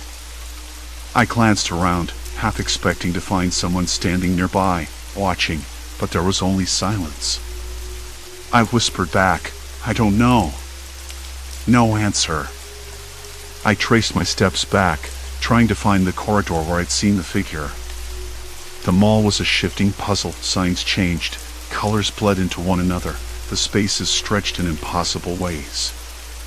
I passed the same stores twice, their displays subtly different. One had mannequins dressed in summer clothes, then moments later I saw them again in winter coats. I caught a glimpse of myself, or what looked like me, from around a corner. A mannequin stood there, this time holding a smartphone with the cracked screen I'd been meaning to fix for weeks. I blinked, heart skipping. That phone screen, did it just light up? I moved closer, breath shallow. The screen displayed a message, "Stop looking. It's better this way." My hands trembled. I wanted to smash the glass, to scream, to run. But I stood frozen, the mall pressing in closer, the unseen eyes tracking every move.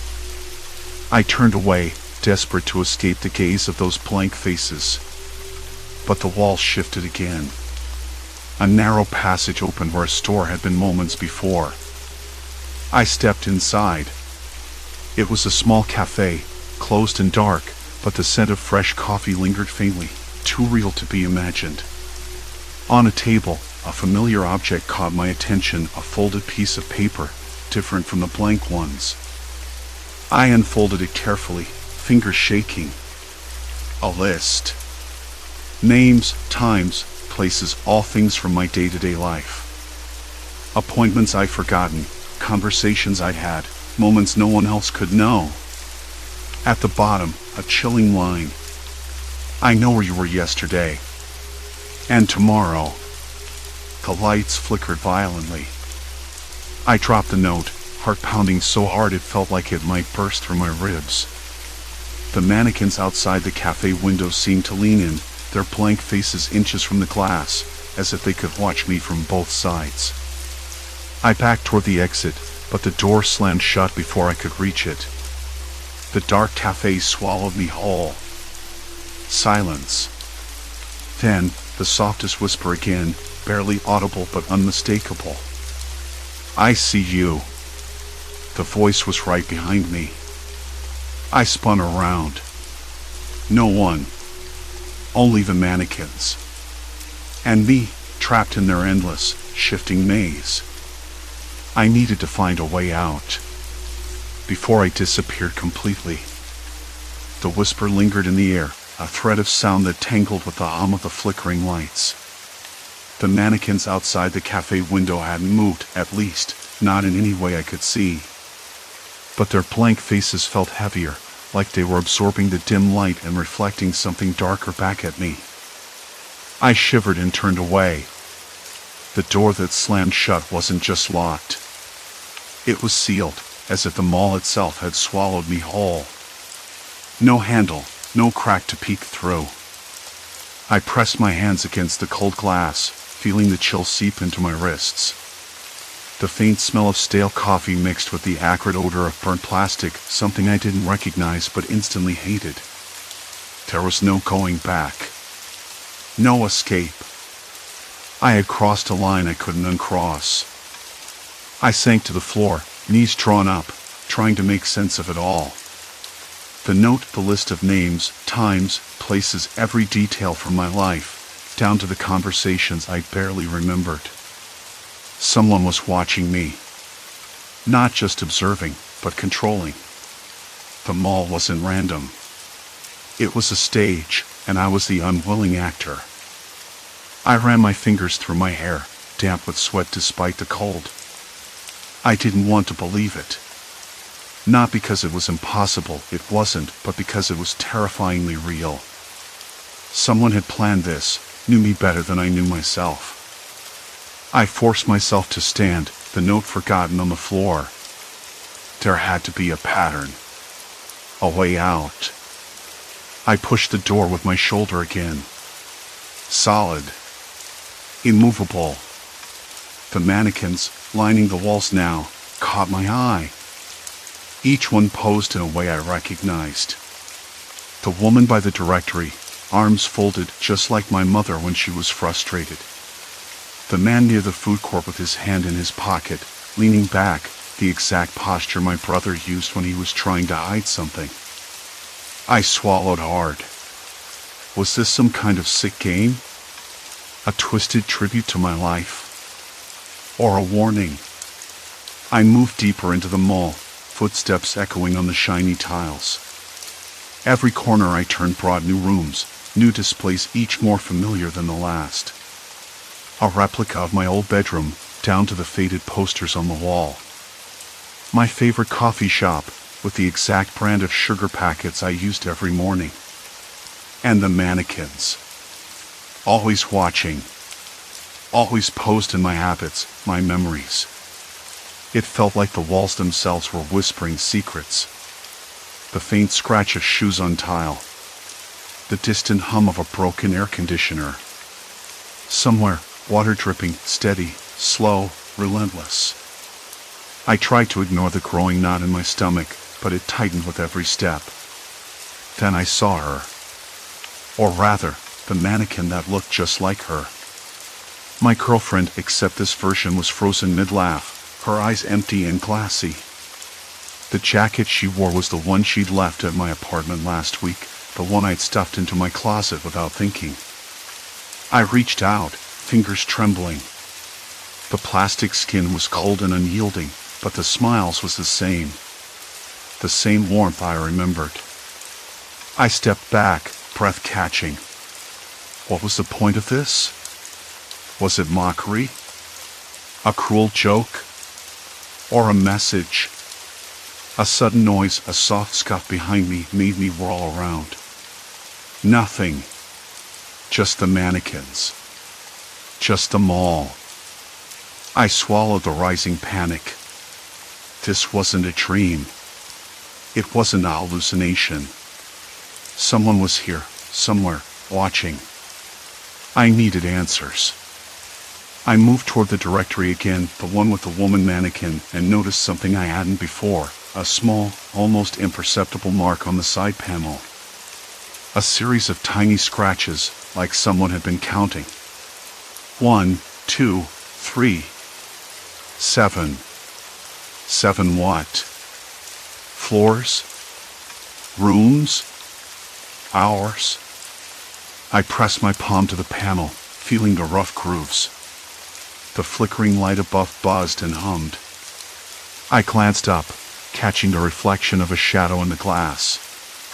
Not mine, something darker, more solid. My heart jumped.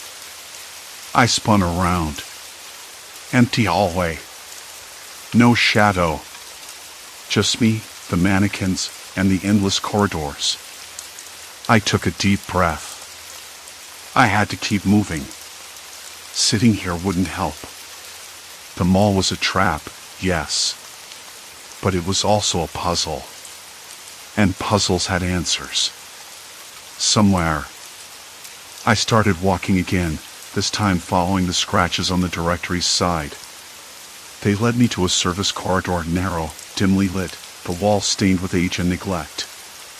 The floor was rough concrete, dust thick underfoot. The air smelled of mold and rust, a stark contrast to the sterile mall outside. As I moved forward, the distant sound of footsteps echoed behind me, soft, deliberate. I didn't dare look back. I quickened my pace. The corridor ended in a heavy metal door, slightly ajar. Light spilled out in a thin, golden line. I pushed the door open. Inside, a small room cluttered with monitors and wires.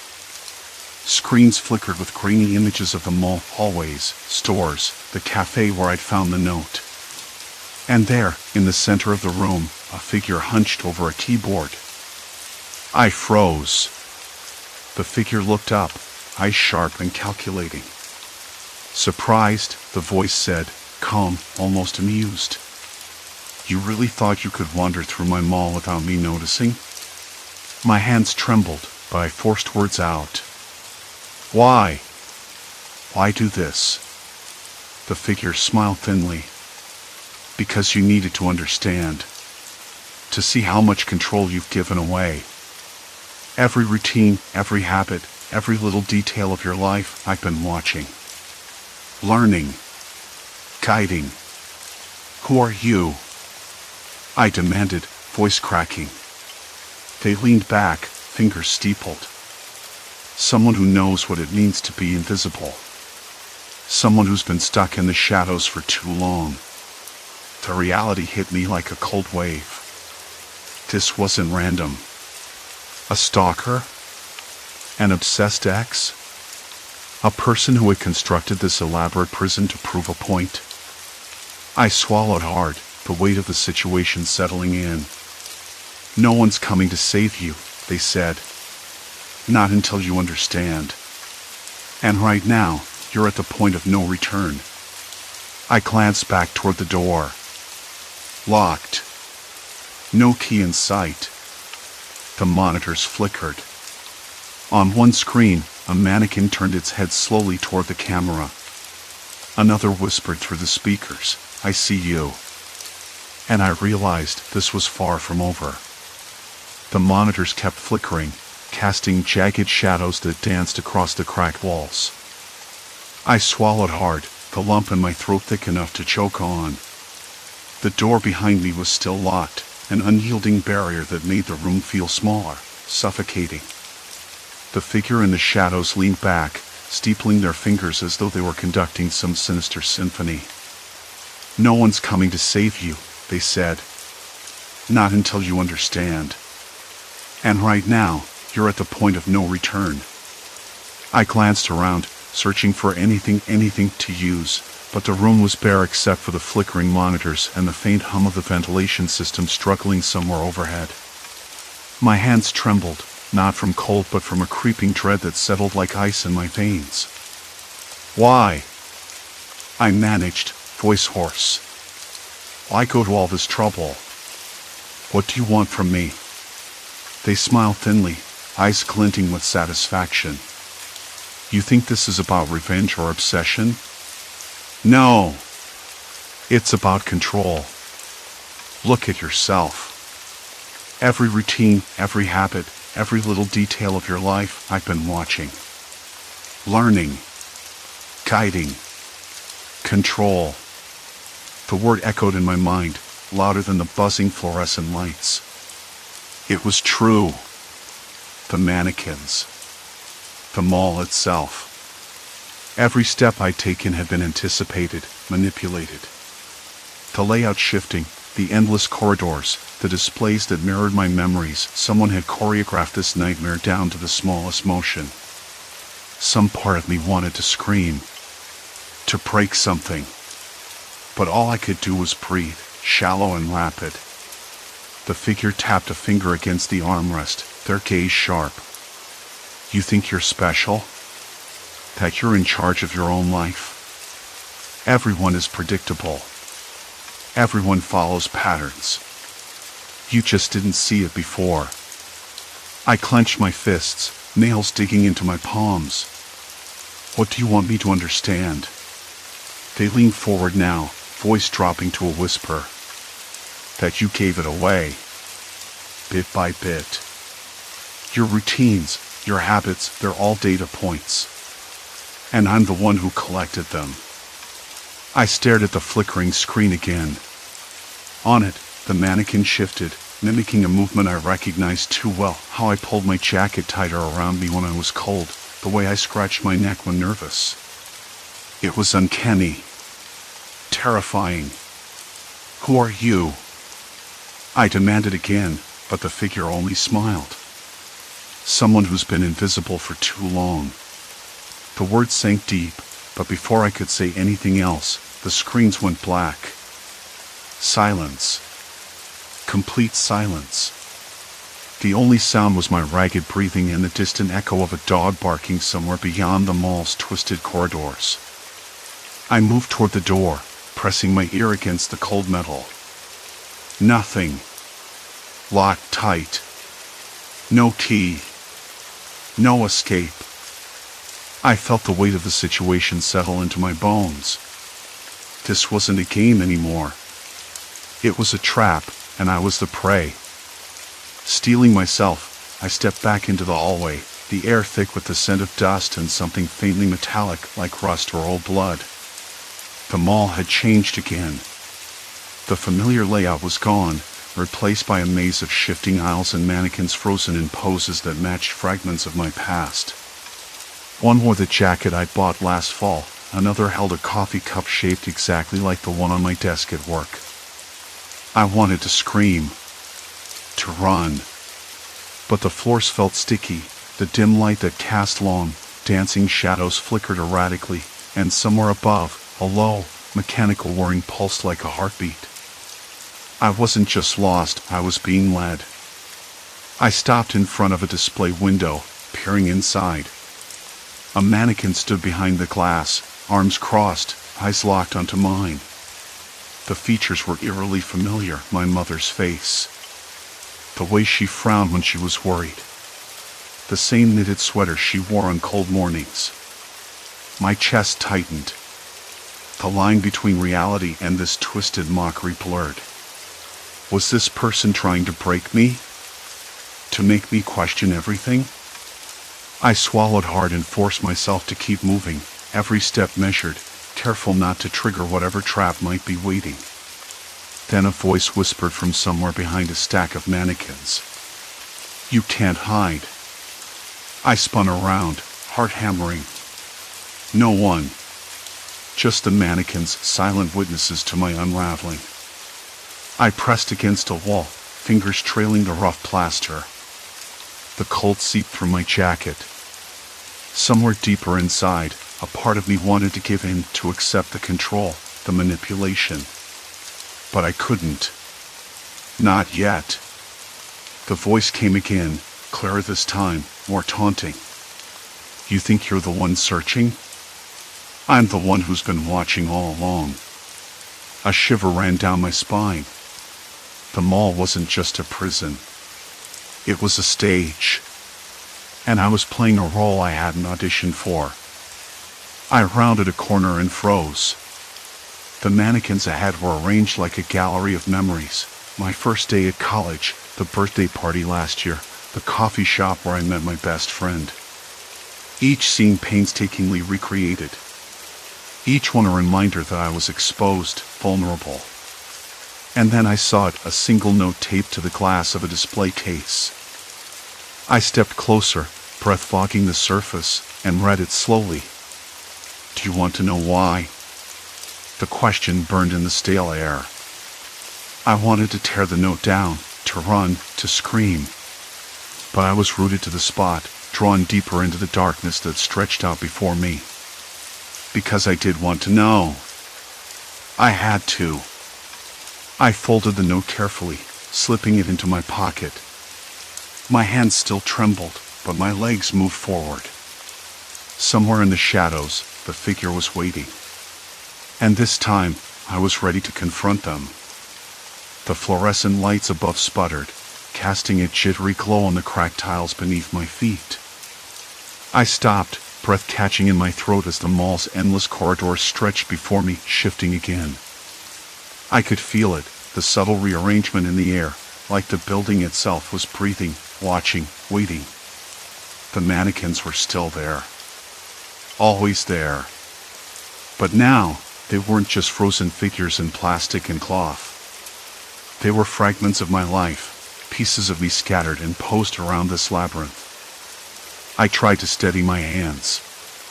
They trembled as I glanced down at the mannequin closest to me, a perfect replica of the jacket I wore yesterday, the same scuffed shoes, the same crumpled shirt. The face was blank, of course, but the details were too precise, too deliberate. Someone knew me. Had to. Every time I moved, the mall responded. Every time I took a step, the layout twisted and folded like a deck of cards being dealt by some unseen hand. The stale air smelled faintly of burnt coffee and antiseptic, a scent I remembered from the small cafe I used to frequent before this ordeal began. I reached out, fingertips brushing the rough fabric of the mannequin's jacket. Its coldness bit through my glove like an accusation. "Why are you doing this?" I whispered. No answer, just the distant hum of the ventilation system struggling against the building's shifting skeleton. I forced myself to keep moving, the sound of my steps echoing against glass storefronts now filled with mannequins posed like snapshots of my past. There, by the old bookstore, a figure sat curled on a bench, a mannequin with my mother's face. Her eyes, cold and empty, stared ahead. I swallowed hard, a wave of nausea rising. The mall wasn't only watching me, It was mocking me, twisting my memories into a grotesque exhibit. I turned a corner and almost collided with another mannequin, this one seated at a miniature desk cluttered with papers and a cracked coffee cup. It wore my usual work clothes, glasses perched on a blank nose. That scene was my routine every morning: coffee, emails, deadlines. The mannequin's head was tilted slightly, as if listening, waiting for a response I couldn't give. Then the wall shifted again. I stumbled backward, heart hammering. The corridor I just walked disappeared. In its place was a narrow hallway lined with mirrors. I stared at my reflection, then at all the other reflections, distorted and multiplied by the glass. It was like I was trapped inside myself, every angle showing a different version of who I was or who someone wanted me to be. The smell changed to a faint metallic tang, like rusted pipes leaking water. Cold droplets whispered down my neck, and I realized the ceiling was weeping condensation. The mall was alive in the worst possible way. I couldn't tell if the shifting was real or if my mind was unraveling, but I knew one thing for certain: I had to find the person behind all this. "Show yourself," I said aloud, voice cracking. Silence. Complete silence. Then, a slow clap echoed from somewhere deeper in the mall. Soft but deliberate. I followed the sound, each step cautious, ears straining for the slightest clue. The mall's layout twisted again, this time funneling me toward a wide atrium. It was a space I hadn't seen before, or maybe I had, but it had changed. The floor was patterned with a mosaic of cracked tiles, and in the center stood a lone mannequin facing me. It wore a suit, my suit from the interview I had flubbed last year. The mannequin's head was turned slightly, as if it had just noticed me. "Why?" I demanded, the word rasping out. My hands balled into fists at my sides. A door creaked open behind the mannequin, revealing a man. Not a mannequin. Real. His eyes gleamed under the harsh light, calm but unyielding. He looked tired, lines etched deep into his face, like someone who'd been waiting a long time for this moment. "I wanted you to see," he said quietly. "To understand." "Understand what?" I asked, voice trembling but steadier than before. "That you're not just a visitor here. You're part of this place. Always have been." I shook my head, stepping back. "That makes no sense." He smiled, a sad, tired smile. "It does if you listen." He pulled a chair from the side and sat down, motioning for me to do the same. My legs felt heavy, but I obeyed. In this strange place, I had no choice but to engage. Why the mannequins? The shifting corridors? I asked, voice low. He sighed. Control. Observation. You were lost, and this place, well, it's a reflection of that. The mannequins are your memories, your habits, your routines. I wanted you to see how predictable you are, how trapped you are in your own life. I stared at him, disbelief and anger rising. You trapped me here for what? A game? No game, he said softly. A lesson. You were drifting, disconnected. I thought if I forced you to confront yourself, your patterns, you might break free. I clenched my jaw. By locking me in some endless maze and stalking me with plastic dolls.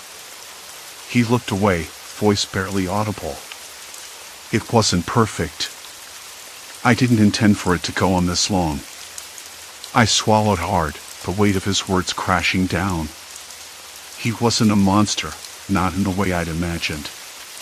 Just a man, flawed and desperate, trying to fix something he thought was broken about me. But the damage was real. Hours, maybe days, lost in a place that warped and twisted reality until I barely recognized myself. I stood, feeling the exhaustion settle deep into my bones. Let me leave. He nodded slowly. I'll unlock the doors. But promise me something. I paused. What? Don't go back to that life without change. Don't let yourself become so lost again. It sounded like a plea, not a threat. The doors at the end of the atrium unlocked with a heavy clang. I hesitated, then stepped toward freedom. Outside, the air was cool and fresh, a stark contrast to the stale, shifting corridors I'd navigated. The sky was gray but honest, no flickering lights, no twisting walls. The mall lay behind me, silent and still. I didn't look back. My hands stopped trembling. My breath evened out. I walked away, the ache of what I'd endured settling into a dull, distant memory. The mall was gone, but its lessons weren't. I realized that control wasn't just about being watched or manipulated, it was about recognizing when to take the reins back. When to step out of the maze, even if it's been built from your own fears and routines. I tasted the sharp tang of rain in the air and let it wash over me. I was free. Finally. And I was ready to live. Story 4, Shifting Tracks, the subway's hidden passage. The subway was late again. I glanced down the tunnel, where the tracks disappeared into a black maw. There was a faint clatter, a metallic rat-a-tat that echoed off the damp walls, but it didn't sound quite right. Not the usual screech and roar of the train's approach. The sound was off, uneven somehow, like a skipping record. I shook my head, blaming the late hour and my own tired brain. I rubbed at my temples and tried to focus on the rhythm of my breathing. The platform's stale air smelled of wet concrete and the faintest trace of burnt coffee, the aroma lingering from the kiosk that had closed hours ago. I caught a hint of something else, something sharp and chemical, like cleaning solvent, or maybe the residue of rust. My fingers twitched in my pockets, seeking the familiar comfort of my phone. I pulled it out, the screen cracked but still bright against the dimness. Nothing new there. No messages, no missed calls. Just the cold blue glow and the hum of distant city life leaking underground. It was the same subway line I'd taken every night for the past 6 months, almost religiously. The route was supposed to be routine, a simple passage from work to a cramped apartment on the east side. But lately, things hadn't felt routine at all. A shift in the air, a subtle wrongness that I couldn't quite name. I chalked it up to exhaustion, or maybe paranoia. People talked about the subway's quirks, delays, strange noises, odd crowds. Nothing new. Except, I remembered what the guard had muttered last week when I asked about the late trains. Something about shifting tunnels and unexplained detours. I laughed it off then. Crazy talk, I thought. The city's infrastructure doesn't just change overnight. But now, standing here, I wasn't so sure. The train arrived with a sudden whoosh, the doors sliding open with a hiss. I stepped inside, the smell of damp metal and old sweat engulfing me. The car was nearly empty, save for a woman sitting by the far window, her face obscured by a thick scarf. She was staring straight ahead, expressionless, like she was waiting for something or someone that wasn't coming. I took the seat opposite her, feeling the vibrations of the train beneath me, the faint rattling as it picked up speed. As the train moved, I watched the flickering lights overhead. They buzzed in a staccato rhythm, casting long shadows that darted and danced across the peeling walls. The woman didn't move. I tried to catch her eye, but she remained distant, unreadable. The announcement crackled through the speakers, distorted and barely audible. Next stop, Central Park. But the sign above the door blinked erratically, sometimes showing Central Park, sometimes something else, letters jumbled and nonsensical. I frowned, leaning closer. Couldn't be a glitch, could it? I pulled out my phone again and switched on the flashlight, pointing it at the sign. The letters shifted, rearranged, then settled back to Central Park. My pulse quickened. I glanced at the woman. She was gone. I blinked hard, sure I'd imagined it. But the seat was empty, the scarf crumpled and abandoned. No sounds, no footsteps, just the faint hum of the train and the distant screech of metal on metal. My hands trembled slightly as I reached out, touching the cold plastic of the seat. Nothing unusual. No sign of struggle, no dropped belongings. I swallowed hard. Maybe she got off at the last stop. But the doors hadn't opened. The train hadn't stopped. I scanned the car, heart hammering in my chest. No sign of her anywhere. I told myself to calm down. I was probably just tired. Maybe she slipped into another car when the doors opened at the station. But the thought didn't settle right. Something about the way she'd vanished, so sudden, so clean, felt wrong. I couldn't shake the image of that scarf, left behind like a forgotten dream. The train slowed, rattling to a halt at the next station. Doors slid open with a reluctant sigh. I stepped off, the platform emptier than before, the flickering lights casting eerie patterns on the walls. A faint draft stirred the stale air, carrying the distant echo of footsteps that didn't quite match my own. I checked my phone again, scrolling through the newsfeed, half expecting to see a report about a missing passenger or a strange incident underground. Nothing. Just the usual headlines, the mundane blur of daily life. I shoved the phone into my pocket and started walking toward the exit, my ears straining for any sign of movement behind me. The subway felt different tonight. Not just the late train or the odd silence. It was the way the walls seemed to lean in a little closer, the way the shadows pulled in corners where light should have reached. The smell of damp plaster mixed with something faintly metallic, like blood or iron, but I told myself that was nonsense. I wanted to believe it was just the city settling, the pipes groaning after a long day. As I climbed the stairs, a sudden flicker caught my eye, a grainy image on a wall-mounted security screen. The footage showed the same car I had just left, empty except for the scarf lying on the seat. The timestamp blinked, but the video skipped, the frames warping and bending like a heat haze. The woman was there, then not. The screen pulsed, images distorting into something unrecognizable before snapping back to normal. I stared at it, frozen. The cold sweat on my neck prickled. The thought that someone or something was watching, waiting, tightened like a noose around my chest.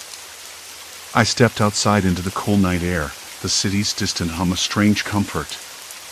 But as I looked back toward the subway entrance, a nagging doubt settled in.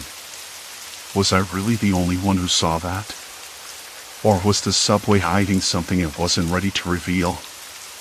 The city's early morning chill crept through my apartment window, brushing against my skin like a warning. I sat up and pulled on my jacket, my fingers trembling just enough to make me pause. I told myself I was overreacting. Everyone leaves stuff behind sometimes. People get off trains early or get distracted. But the way the footage warped, the way the timestamp blinked out of sync, that wasn't normal. Something was off. I needed answers. Or at least a clearer picture. The subway entrance was still quiet, the streets empty except for the occasional early jogger and the distant rumble of delivery trucks. I had to get back down there before the morning rush buried whatever clues might be left.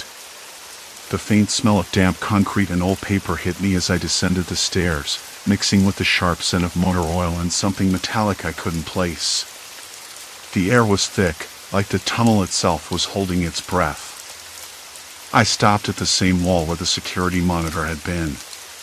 The small screen blinked again, but this time it showed the usual feed, a static shot of the empty platform, the fluorescent lights humming steadily overhead. No glitches.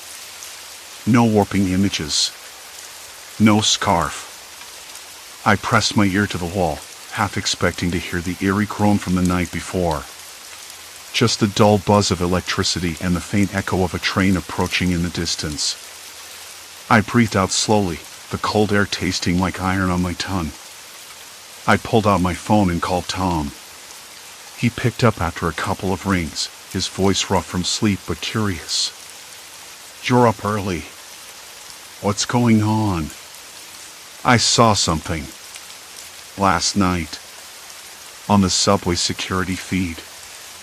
I kept my voice low, trying not to sound like I was losing it. "A woman disappeared. I think people might be vanishing down there." There was a pause. Then, "Are you serious?" "I am." Tom was quieter after that. "Meet me at the station. I want to see this for myself." We hung up, and I waited for the train. It arrived with a rush of wind and screeching metal, the doors sliding open with a hiss. Inside, the familiar smell of stale coffee, sweat, and old leather filled the air. I scanned the car empty except for me and the distant figure of a man sitting near the far end, his head bowed over a book. The train jolted forward, and I noticed the route on the digital map above the doors. It flickered for a moment, the line shifting colors, then settled back. But something felt wrong. The tunnel outside the windows didn't look like the usual stretch. The walls were rougher, chipped, like a maintenance tunnel, not a passenger line. And the lights fewer, dimmer, casting long shadows that moved just out of sight. I blinked, and the scene snapped back to normal, the familiar tiled walls of the 14th Street station sliding past. "Did you see that?" I whispered to no one. The man lifted his head, eyes dark and unreadable, and shook his head. I told myself it was my imagination, stress, lack of sleep. But I couldn't shake the feeling that the subway was playing tricks. Or worse, hiding something. Tom arrived 10 minutes later, pulling me aside near the security office where the footage was stored. "I pulled the tapes from the last 2 weeks," he said, scrolling through the grainy videos. "Look at this." He paused on a clip showing a lone passenger walking down a corridor that looked like any other, until the camera angle shifted and suddenly the tunnel bent at impossible angles, a warped maze of concrete and steel. The man in the video walked forward, glancing over his shoulder. Then he was gone. Just a blur, a shimmer, and then nothing. "I thought it was a glitch," Tom said, his voice tight. "But this isn't a glitch. It's deliberate." "What do you mean?" I asked, leaning closer. "I mean someone's messing with the system. Changing the way these tunnels show up on camera. Making them look one way, while the real path. Well, it's something else entirely." I swallowed hard. The idea that the subway's layout was being altered in real time, almost like a shifting labyrinth, felt like something out of a horror movie. But the footage was real. And the people who disappear? I asked. Tom shook his head. "No one's found them. Not a single trace. Just gone." The weight of that hit me like a punch. Vanished without a trace. No bodies, no clues, only distorted footage that the authorities dismissed as technical errors. I rubbed my temples. Why haven't the police done anything? Tom shrugged. They don't want to panic. Plus, who'd believe this? Some shifting tunnel swallowing people whole? Sounds crazy. Maybe because it is. I laughed bitterly. But then again, what choice do we have? If people are going missing, I want to know why. He nodded. Exactly. So, what now? I looked around the dimly lit room, the flickering monitors casting long shadows on the peeling walls. The air smelled of burnt circuits and stale coffee. My hands were clammy, but my mind was sharp. "We start by mapping the shifts," I said. "Track every change in the tunnels, every flicker on the cameras. If the subway is shifting, there has to be a pattern.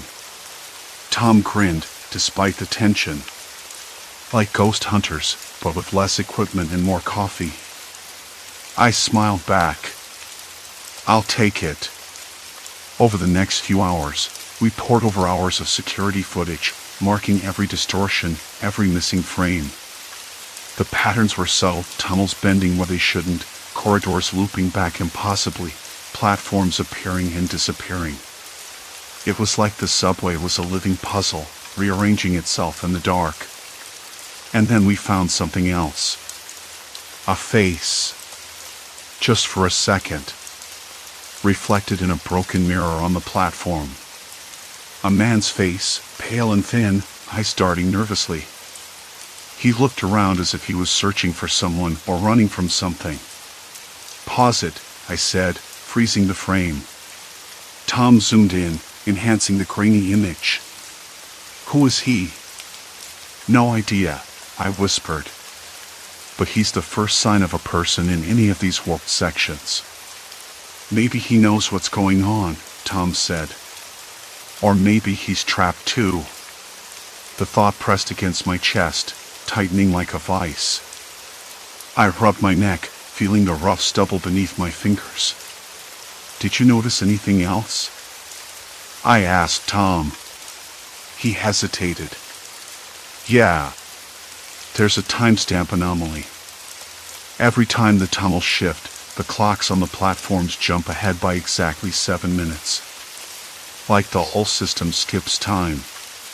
Time skips. That explained why some people vanished without a trace. Maybe they were caught in those shifts, stuck between moments, lost in some kind of temporal gap. But that sounded insane. Impossible. And still, the evidence was there. I glanced at the clock on the wall. 3:07 a.m. Tonight, I said quietly, we ride the train at 3:07. Tom looked at me, eyebrows raised. You want to see if the tunnel shifts live? I nodded. We need to know what happens to the people who disappear. If we don't, more will vanish. Maybe even us. He sighed, but the resolve in his eyes matched mine. We weren't backing down. Outside, a dog barked somewhere distant. The city held its breath. The subway was waiting. And so was whatever was hiding in the shifting shadows beneath the streets. 3:07 a.m. The clock seemed to mock me with its quiet insistence. 7 minutes. That's the time jump Tom spotted every time the tunnel shifted. I stared at it like it might crack open and spill answers, but it was just a clock. A cold, indifferent thing. I rubbed my eyes, feeling the rough stubble again, the sweat cooling on my forehead. Tom was still hunched over the laptop, fingers tapping nervously on the keyboard. The grainy security footage played on the screen, looping that same warped corridor where the man him had appeared and vanished. Look, Tom said, voice low, if these shifts happen every night and the timestamps jump by 7 minutes, then those missing people, it's not just that they disappear. They're displaced. Temporally or spatially. Or both. Displaced. The word stuck in my throat like a bad taste. I swallowed hard. So they don't just vanish. They get stuck somewhere? Exactly. But where? Tom's eyes flicked to me, and I saw the same mix of fascination and dread mirrored in his gaze. I shook my head. I don't know if I want to find out. We sat in silence for a moment. The only sound was the hum of the laptop and the occasional distant rumble of a train passing underground. The stale air smelled faintly of burnt coffee and old paper, the kind of smell that clings to places people forget to clean properly. Do you think that guy in the footage knew what was going on? I asked. Tom shrugged, running a hand through his unkempt hair. Maybe. Or maybe he was just trying to get out. Out. The word felt heavier than it should. Because what if there was no out? What if the subway itself had become a trap? I glanced at the door, half expecting it to creak open. Our little corner of the world suddenly felt claustrophobic, the walls inching closer. The fluorescent light overhead flickered, casting brief shadows that danced on the cracked plaster. Have you checked the station logs? The maintenance reports? I asked. Tom nodded. Yeah. Nothing unusual. No power surges, no structural faults. The system's normal on paper. But the security cameras are all over the place. Some cameras show empty tunnels where there should be crowds. Others catch these glitches, moments where the video doubles back on itself. Like the tunnels are folding in time, I muttered. He gave a short laugh, but it was hollow. Sounds crazy, but I'm starting to think this isn't just a glitch. Someone's manipulating the system. I felt a cold spike of fear. Someone? A person? Not a ghost, not some cosmic weirdness, but an actual human pulling strings underground. Why? The question slipped out before I could stop it. Tom didn't answer immediately. Instead, he pulled up another clip, this one from a platform camera near the warped section. The image was grainy, the figure blurry, but it was clear enough, a man in his late 20s, wearing a dark jacket, pacing nervously. His movements were jittery, almost frantic. That's the guy, Tom said. The one from the other footage. I leaned closer. What's he doing? Waiting. Watching. Looking for something or someone. I frowned. Or running. The idea hung between us, thick and oppressive. We both knew that if this guy was trapped, he wasn't the only one. Others had to be. Passengers who never made it to their stops, swallowed up by shifting corridors and vanishing platforms. Have you tried tracing his route? I asked. Tom shook his head.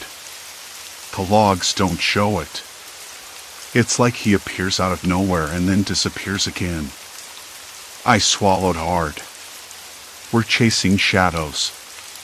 Suddenly, the laptop screen flickered and went black. Tom cursed under his breath, jabbing at the keyboard. The room plunged into near silence, save for the faint hum of the building's ventilation. Power cut? I asked. No, the laptop's fine. He tapped the side. Someone's blocking the feed. Remote access. A slow, sinking feeling settled in my chest. Someone was watching us. Someone who didn't want us digging deeper. Great, I muttered. Now we're on their radar. Tom's jaw tightened. We need to be careful. If they can mess with our connection, they could be anywhere. I nodded, swallowing the lump rising in my throat. The subway wasn't just shifting tunnels anymore. It was a trap, a maze controlled by unseen hands, and now we'd walked straight into the middle of it. We have to get to the station, I said. Tonight. See it for ourselves. Tom hesitated. It's risky. I didn't care. We don't have a choice. If people are still trapped down there, we can't just watch from a screen. He looked at me, eyes searching. You're sure? I wasn't. But there was no turning back now. Not after seeing the footage, not after the blackout. The subway had swallowed others, and it was hungry for more. My phone buzzed an incoming message, no sender ID. I opened it reluctantly. Stop digging, or you'll disappear too. A chill ran up my spine.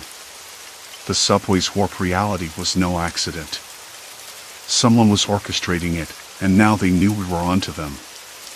Tom's voice was barely above a whisper. "We need a plan." I swallowed again, feeling the rough stubble on my chin. "First, we find that guy. If he's still alive, he might be our only way out." The clock ticked on. 3:14 a.m. 7 minutes had passed since the last shift. The point of no return was here, and I was already too deep. The clock's glow, 3:14 a.m., stared back at me, as if mocking the choice we'd just made. I shoved the phone into my jacket pocket. No signal down here anyway. No one to call. Just the two of us, the blackness, and whatever was waiting in those warped tunnels. "All right," I said, voice rough. "Let's move." Tom didn't respond right away. He glanced around, eyes flicking to every shadow, every flicker of the failing fluorescent lights overhead. The faint hum of the tracks was a low drone now, almost hypnotic. But it wasn't comforting. It was a warning. We took the stairs down, the metal steps cold and slick beneath my boots. The chill in the air, cold and heavy with silence, bit through my thin jacket, crawling up my spine. The deeper we went, the heavier the silence became. No other passengers. No distant chatter or footsteps. Just that oppressive quiet, like the entire world had folded in on itself. "Did you hear about that guy?" Tom whispered suddenly, breaking the stillness. "The one who disappeared last week." The security footage showed him stepping onto the train, but then, nothing. Like the car just swallowed him whole. I nodded, swallowing hard. "Yeah." And no one ever found him. No trace. The cameras? They all go haywire right before it happens. Tom's face was pale. Feels like the subway's turning against us. I almost laughed, but it came out as a strangled cough. I know how that sounds. We reached the platform where the last shift happened. The place was different, wrong somehow. The signs were off, the usual graffiti replaced with strange symbols, scratches more than paint etched into the concrete walls. The air smelled faintly of rust and old sweat. I stepped forward, my boots echoing loudly in the cavernous space. "We need to find that guy. If he's alive, he's the key." Tom swallowed, then nodded. "Yeah. But what if he's not? Then we find out what happened to him." My voice was firmer than I'd expected. "We can't just let this keep happening." The flicker of a light caught my eye. Across the platform, one of the security cameras blinked erratically. I pulled out my phone, aiming the flashlight at the camera's lens. The feed on my screen was garbled, a twisted mess of static and distorted shapes. But I caught a glimpse, something moving, just beyond the wall. "Look," I said, pointing. "There." Tom peered over my shoulder, tension tightening his jaw. Could be him. I stepped closer, heart thudding against my ribs like a warning drum. The tiles beneath my feet were cracked, uneven, and the rough surface scraped at my palms when I knelt down to inspect the ground. They're faint footprints. Not fresh, but recent enough to suggest someone had passed this way. Suddenly, a metallic clatter echoed from the tunnel entrance. We froze. The sound was too deliberate to be random. "Did you hear that?" Tom hissed. I nodded, every nerve alert. "Stay close." We edged toward the tunnel mouth, the darkness inside swallowing the weak beam of my flashlight. The air was colder here, damp and heavy with the scent of mildew and something else, something sharp and tangy that made my stomach twist. A faint rustling came from the shadows, barely audible but unmistakable. "Hello?" I called out, voice low but steady.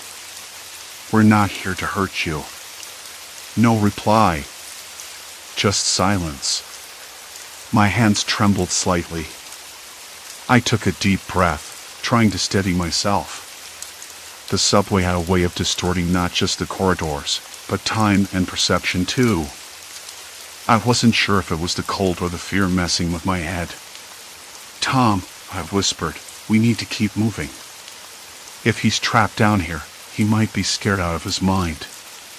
He nodded, wiping sweat from his brow despite the chill. "Right behind you." We stepped inside the tunnel. The walls closed in, rough concrete pressing in from the sides, the ceiling low enough to make me duck. The distant echo of dripping water was the only sound accompanying our slow progress. Our footsteps bounced off the walls, a lonely rhythm that felt like a countdown. The further we went, the more the tunnel seemed to shift beneath us.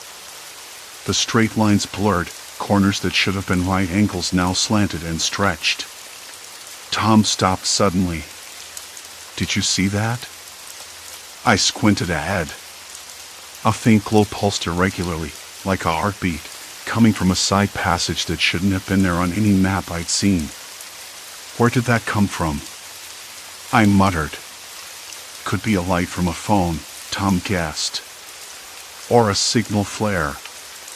Maybe he's trying to get our attention." "Let's check it out," I said, my voice steadier than I felt. We turned down the side passage, walls narrowing until I could barely squeeze through. The air was thicker here, heavy with dust and the faint scent of burnt plastic. The glow grew brighter, revealing a figure slumped against the wall. He was thin, clothes torn and dirty, eyes wide with exhaustion and something else, fear, maybe panic. "Hey," I said softly, approaching him. "We're here to help." The man's head jerked up, pupils dilated, and for a moment, he looked like he might bolt. But then his shoulders slumped, relief flooding his features. "Thank God," he rasped. "I thought I was alone." He swallowed hard. "They're watching." I glanced at Tom, who nodded grimly. "We need to get you out of here. Now." The man struggled to his feet, wincing as he moved. "No," he said, voice hoarse. "You don't understand. They're not just watching. They're controlling it. The tunnels, they shift because of them." "Who?" I pressed. "Who's controlling the tunnels?" He shook his head. "I don't know. But it's people. People with access, with power. They want to disappear us. To erase us." A sudden noise cut through the tunnel, a scraping, like metal on concrete, slow and deliberate. "Someone's coming," Tom said, voice low and urgent. The man's eyes darted wildly. "We have to hide. Now." We slipped into a narrow alcove, the shadows swallowing us whole. My heart hammered so loud I thought it might give us away. The footsteps grew louder, echoing closer. Then a voice, low and calm but with an edge that made my skin crawl. "Looking for someone?" I held my breath, gripping Tom's arm. The man beside us pressed back against the wall, barely daring to breathe. The light from the approaching figure's phone, or was it a flashlight, cut through the darkness, momentarily blinding me. "Don't move," the voice said again. I could feel the weight of eyes on us, cold and calculating. The man whispered, "They're here to make sure no one leaves. No witnesses." I wanted to argue, to fight back, but my mouth was dry and my hands useless. The tunnel had swallowed us whole, and now the hunters were closing in. Tom's grip tightened on my arm. The air in the subway tunnel was colder than I remembered, or maybe it was just the weight of the past week pressing down on me. I stood near the edge of the platform, the flickering fluorescent lights overhead buzzing unevenly, casting long, uncertain shadows. The smell of damp concrete mixed with faint traces of stale coffee and something metallic like old pennies left to rust. It was the same as before, but different. The way the walls seemed to lean in, the way the tiled floor shifted subtly beneath my feet, made me question every step I took. I thought this would be the last ride. The last night I followed the maze, the shifting routes that swallow people whole, the disappearing passengers, the distorted security footage no one could explain. I thought I'd find an end, or at least a way out. But here I was again. My hands trembled when I pulled my coat tighter around myself. The transit worker's words echoed in my mind. It's just the system glitching. Nothing more.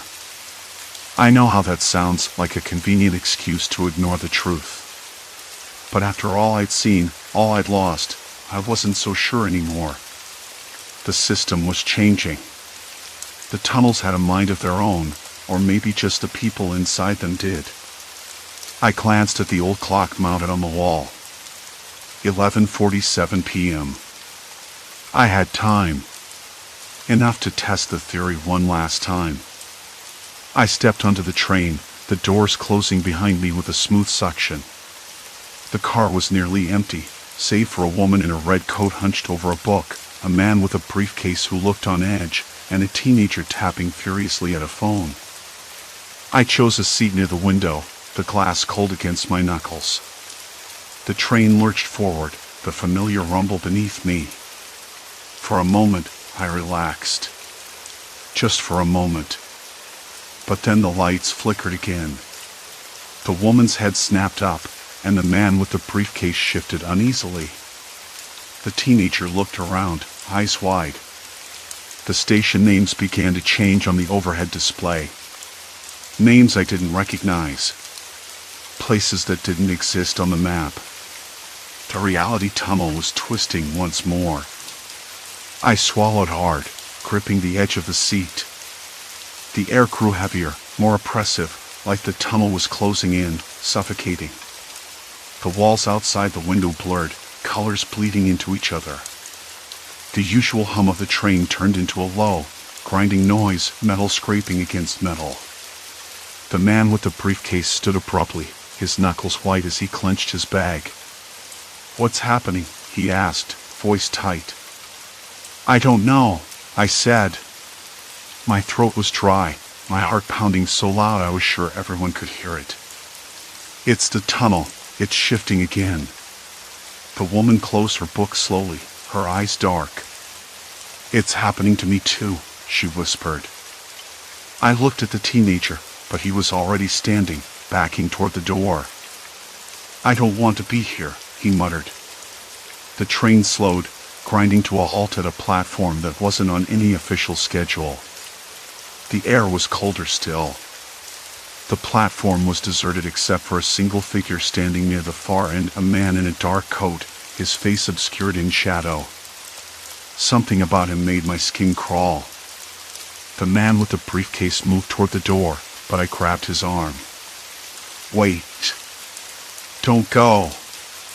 He swallowed, eyes flicking to the shadowed figure. "Why not?" "Because I think that's what's been taking people." The woman nodded. "I saw him. On the footage. He's always there. Watching." The teenager was shaking now, voice barely audible. "We should get out of here." I looked back at the shadowed man. He didn't move, didn't blink. The silence stretched, thick and heavy. Then, slowly, he began to walk toward us. My breath caught. My body wanted to run, but my mind was frozen, trying to piece together what this meant. Was he responsible for the disappearances? Was he the reason the tunnels twisted, trapping people inside?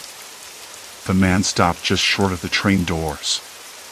"You don't belong here," he said, voice calm but firm.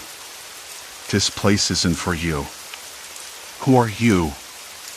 I asked, voice trembling. He didn't answer. Instead, he reached into his coat pocket and pulled out a small device, like a pager or some old communication tool. He pressed a button, and the platform lights flickered again. Suddenly, the world shifted. The train doors slid open without a sound, and the car was plunged into darkness. The hum of the train vanished, replaced by a ringing in my ears. I closed my eyes against the sudden disorientation. When I opened them, the platform was gone. We were back in the station I'd known from the start, the one with the peeling paint and the flickering lights overhead. The shadowed man was nowhere to be seen. The woman in the red coat let out a breath she didn't realize she was holding. The teenager slumped against the wall, pale. The man with the briefcase looked like he might be sick. I rubbed my hands on my jeans, trying to steady them. What just happened? The woman shook her head. I don't know. Maybe he's part of the system. Or maybe he's just tired of it all. I thought about all the missing people, the footage that showed them walking into empty tunnels, the way the trains bend and warped reality. And yet, here we were alive. Together. Maybe it wasn't about fighting the tunnels. Maybe it was about understanding them. About finding the people caught in the cracks and helping them back. I looked at the others. We were shaken, sure, but still whole. There was a quiet strength in that, a fragile hope.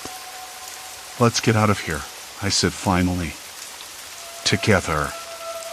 We stepped out of the train and onto the platform, the cold air biting but real. The city outside waited, gritty, unpredictable, but solid. I didn't know if the tunnels would ever stop shifting. I didn't know if the disappearances would end. But I knew this much. I wasn't going to let the darkness swallow me whole. As we walked toward the exit, the distant sound of a dog barking, a rough, hopeful noise, carried through the night. The lights above flickered once more, then steadied. Silence. Complete silence. And then, finally, a steady rhythm, the pulse of a city that refused to give up. Story 5, vanished in the blizzard, footprints beyond reality. The snow started falling just after noon, light at first, like a careless whisper against the window pane. I remember thinking how quiet everything was. Not the kind of quiet that feels peaceful, but the kind that presses against your ears until you start noticing the tiny, odd sounds you usually tune out. A distant dog barking once, the scraping of a branch against the side of the house, the faint hum of the heater kicking on. There was a rhythm to it, like the neighborhood was holding its breath. The sky thickened quickly. Within an hour, the gentle flakes had turned into a relentless blizzard, the kind where the world outside disappears under a blanket of white. I stood by the window, watching as the familiar shapes of the houses across the street blurred and then vanished altogether. It was strange to see landmarks I had known since childhood simply dissolve into the storm, like they'd never been there at all. At first, I shrugged it off as a trick of the weather whiteout conditions, I told myself. Still, as I pulled the curtains aside, my fingers stiff from cold, I caught a glimpse of something or someone moving beyond the trees. A shadow, maybe. Or a figure wrapped in a heavy coat, trudging through the snow, but the shape didn't quite fit the landscape. It was off kilter, as if the world behind it had shifted. I squinted hard, but when I blinked, the figure was gone. I shook my head and laughed quietly. Just the storm playing games, I muttered, but my voice sounded strange in the hush of the house.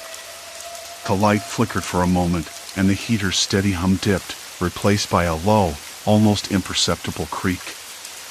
The kind of sound old houses make when they're settling, but still, it made the hairs on the back of my neck stand up. I wrapped myself tighter in my cardigan and sat back down, trying to ignore the gnawing feeling that something was slightly wrong. It wasn't fear exactly, more like a quiet confusion, the kind you get when your brain knows the puzzle pieces don't quite fit, but you can't figure out why. The power blinked out briefly, plunging the room into a dull gray shadow. I reached for my phone, hoping for a weather update or a simple reassurance that the world outside was still as it should be. No signal. Nothing but the spinning wheel of a frozen map, the roads and streets vanishing under the snow's relentless advance. I decided to go outside. I know how that sounds reckless, maybe, but I needed to see something solid, something real.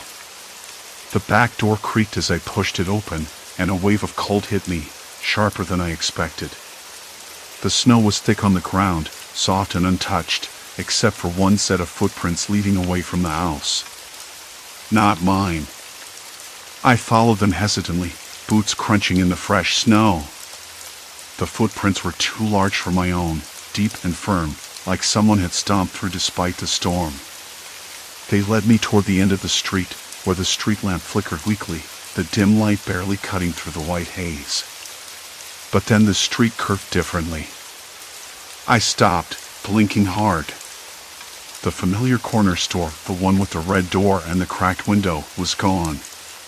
In its place was a blank stretch of snow-covered pavement, as if the building had never existed. My hands trembled. I turned to look back the way I'd come, but now even my own house looked wrong. The porch steps were missing, replaced by a smooth snowdrift, and the windows were dark and empty. I swallowed hard. That can't be, I whispered, forcing myself to take a deep breath, the cold air biting at my lungs. The footprints continued, heading into parts of the neighborhood I thought I knew well, but every turn brought more confusion. Trees appeared where there were none, fences ended abruptly, replaced by open fields blanketed in white. The world was shifting beneath my feet, peeling back like a poorly glued wallpaper. I thought about calling someone, anyone, but my phone still had no signal. The blizzard swallowed the usual sounds of the neighborhood. No cars, no voices, just the relentless wind and the scratch of snow against my coat. I tried to steady my breathing, the chill turning my fingers numb, and then I heard it, a faint voice carried on the wind, distant but unmistakable. A woman calling out, her tone urgent but trembling. I called back, my voice cracking. "Hello? Is someone there?" The snow swallowed my words, and the voice didn't come again. I wanted to turn back, to run inside and lock the door, but curiosity rooted me in place. What was happening? Had the storm somehow erased the world I knew? Or was I losing my mind in the silence? The weight of the isolation pressed down on me, colder than the snow. I brushed a strand of wet hair from my eyes and took a step forward, deeper into the shifting landscape. The blizzard wasn't just a storm anymore. It was something else, something that bent the world until it didn't make sense, until I wasn't sure if what I saw was real or a trick of my own unraveling mind. And somewhere in that vast, white silence, I knew I wasn't alone. A faint, rhythmic sound echoed through the howling wind, a heartbeat in the void that pulled me onward, trembling with both fear and hope.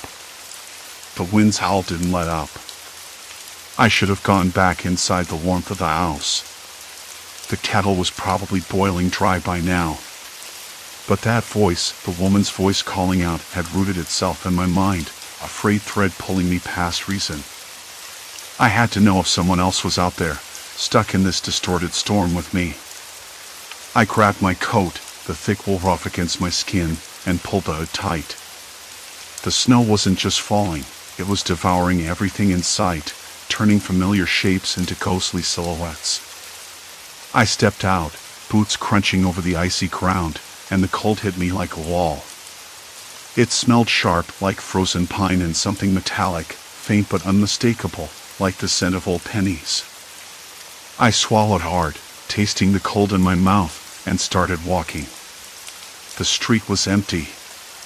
No headlights, no footsteps but my own. Still, the blizzard peeled at the edges of the world, and landmarks I counted on were gone. The small bakery where I bought coffee every morning had vanished, just a blank wall where it used to be.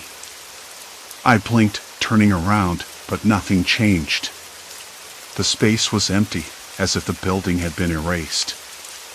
I tried to steady my breathing, but the cold burned my lungs. I kept moving, drawn toward the distant sound I caught earlier, a faint pulse beneath the wind. It was rhythmic, almost mechanical, like the muffled beating of a drum under layers of snow. Then I saw it, just beyond the corner where the street bent sharply. A figure. A woman, wrapped in a thick scarf and coat, her face pale and drawn. She was crouched beside a mailbox, digging frantically through the snow with gloved hands. When she looked up and saw me, her eyes were wide, wild. Relief and panic tangled in her gaze. "Thank God," she said, voice brittle. "You're here." I hesitated, scanning the empty street behind her. Who are you? What's going on?" She didn't answer right away. Instead, she stood, brushing snow off her coat, then glanced over her shoulder. "They're coming. You don't have much time."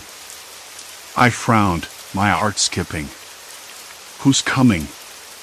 What do you mean?" She took a step closer, lowering her voice. "You won't see them in the storm. They move between the light, like shadows in the fog. I don't know how, but they're here. Watching." "Watching what?" I asked, but the words felt hollow even as they left my mouth. Her gaze dropped to the mailbox she'd been pawing through. A crumpled envelope sat half buried in the snow. She pulled it free, holding it out like a lifeline. "These started showing up this morning. Notes, warnings. No address. Just messages. They say the world's breaking, that the storm's not natural, and that we're not safe." I stared at the envelope, the edges soaked and smeared. The ink was smudged but readable. "Don't trust what you see. They are not far." A shiver ran down my spine, colder than the wind biting at my neck. "Who's they?" I asked, my voice barely above a whisper. She shook her head. "I don't know. People have been disappearing since the storm started. Some say it's just the weather, but I think it's more. Like the blizzard is covering something up, or maybe tearing it away." I swallowed hard, the taste of copper sharp on my tongue. "Disappearances?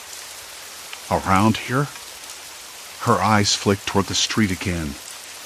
"Yes. The old park, the river trail. Places that should be easy to find, but now erased. People walk there and never come back." I shivered, not just from the cold. The thought of familiar places vanishing, swallowed by the storm, pressed tight against my chest. I thought it was just me. I saw the bakery disappear.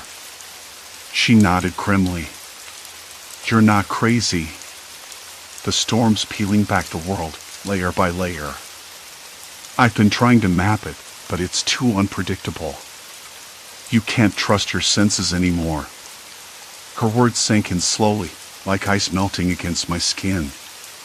The idea that the world itself was shifting, unraveling under the weight of the storm, was terrifying. But more than that, the idea that some unknown force, some people, maybe were using the storm to hide their moves, to prey on the lost and the wandering, sent a spike of panic through me. I glanced down the street. The snow had thickened, swirling faster, and the streetlights flickered again, shadows stretching and twisting in the whiteout. The rhythmic sound I'd been following was still there, faint but steady, like a heartbeat beneath the storm. "Do you have a name?" I asked, trying to anchor myself to something real. She hesitated, then said, "Claire." "Okay, Claire.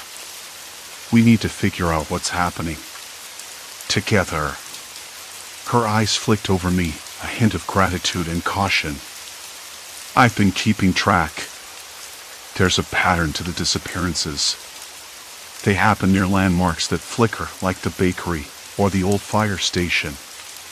Places where reality seems to slip." I rubbed my temples, the cold making my fingers numb. "How do you know about the fire station?" "That place closed years ago." Claire's voice dropped. "Because it was the last place my brother was seen. 2 days ago. He went out into the storm and never came back." A sudden tightness gripped my throat. I wanted to reach out, to say something that would fix it, but nothing came. We moved together then, pacing the shifting cityscape, Claire's map scribbled on a scrap of paper clutched in her gloved hands. The snowstorm was relentless, and the world around us flickered and folded like a bad signal, but the two of us were real. At least, I hoped we were.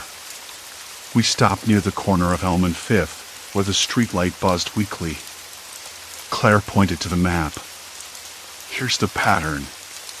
Each disappearance happens within a few blocks of these flickering lights. They're not random. Someone's controlling the storm's edges, bending what we see. I shook my head, trying to grasp it all. But why? What would they want? She looked away, voice low. Power. Control. Or maybe just to hide something. I've been following rumors, people who've seen strange figures out there, moving between the light.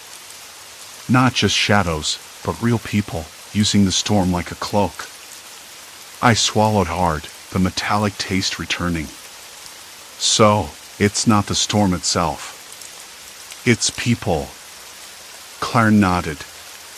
And they're dangerous. Not with tool, but with manipulation. They make you doubt everything. Your senses, your memories. You start questioning what's real, and that's when they get you. A sudden gust rattled the street sign above us, snow whipping into my face. I blinked through the sting, heart hammering. I wanted to argue, to say I wasn't afraid, but the cold had already taken hold of my bones. We need proof, I said. Something concrete. If we're going to survive this, we can't just guess. Claire hesitated, then pulled a small camera from her pocket. I've been taking pictures. The flickers show up on film, even if you don't see them clearly with your own eyes. Maybe if we document it, we can understand what's happening. I nodded, the weight of that tiny device suddenly heavy in my hand. A small beacon of reason in a storm that was tearing the world apart. Together, we started moving again, the flickering streetlights guiding us through the blizzard's white maze. The rhythmic pounding sounded closer now, a steady pulse beneath the wind. I couldn't tell if it was coming from the storm or something else entirely. The wind whistled louder, swallowing the silence between us like a beast with a growing appetite. Snow swirled in wild spirals, blurring the edges of the street, the houses, even the streetlights that flickered weakly overhead. Claire's words hung in the air, heavy and impossible to shake, people using the storm as a cloak, twisting reality, making you doubt everything. I rubbed my cold hands together, trying to will warmth back into my fingers, but the chill had already settled deep in my bones. We need proof, I repeated, voice barely above the howl outside. If we can't prove it, no one will believe us. Especially when everything looks like a lie. Claire's eyes darted toward the cracked window of the old bakery across the street. Its sign was barely visible through the whiteout, the neon letters sputtering like a dying heartbeat. I know a place, she said quietly, voice a notch lower, where they've been caught on camera.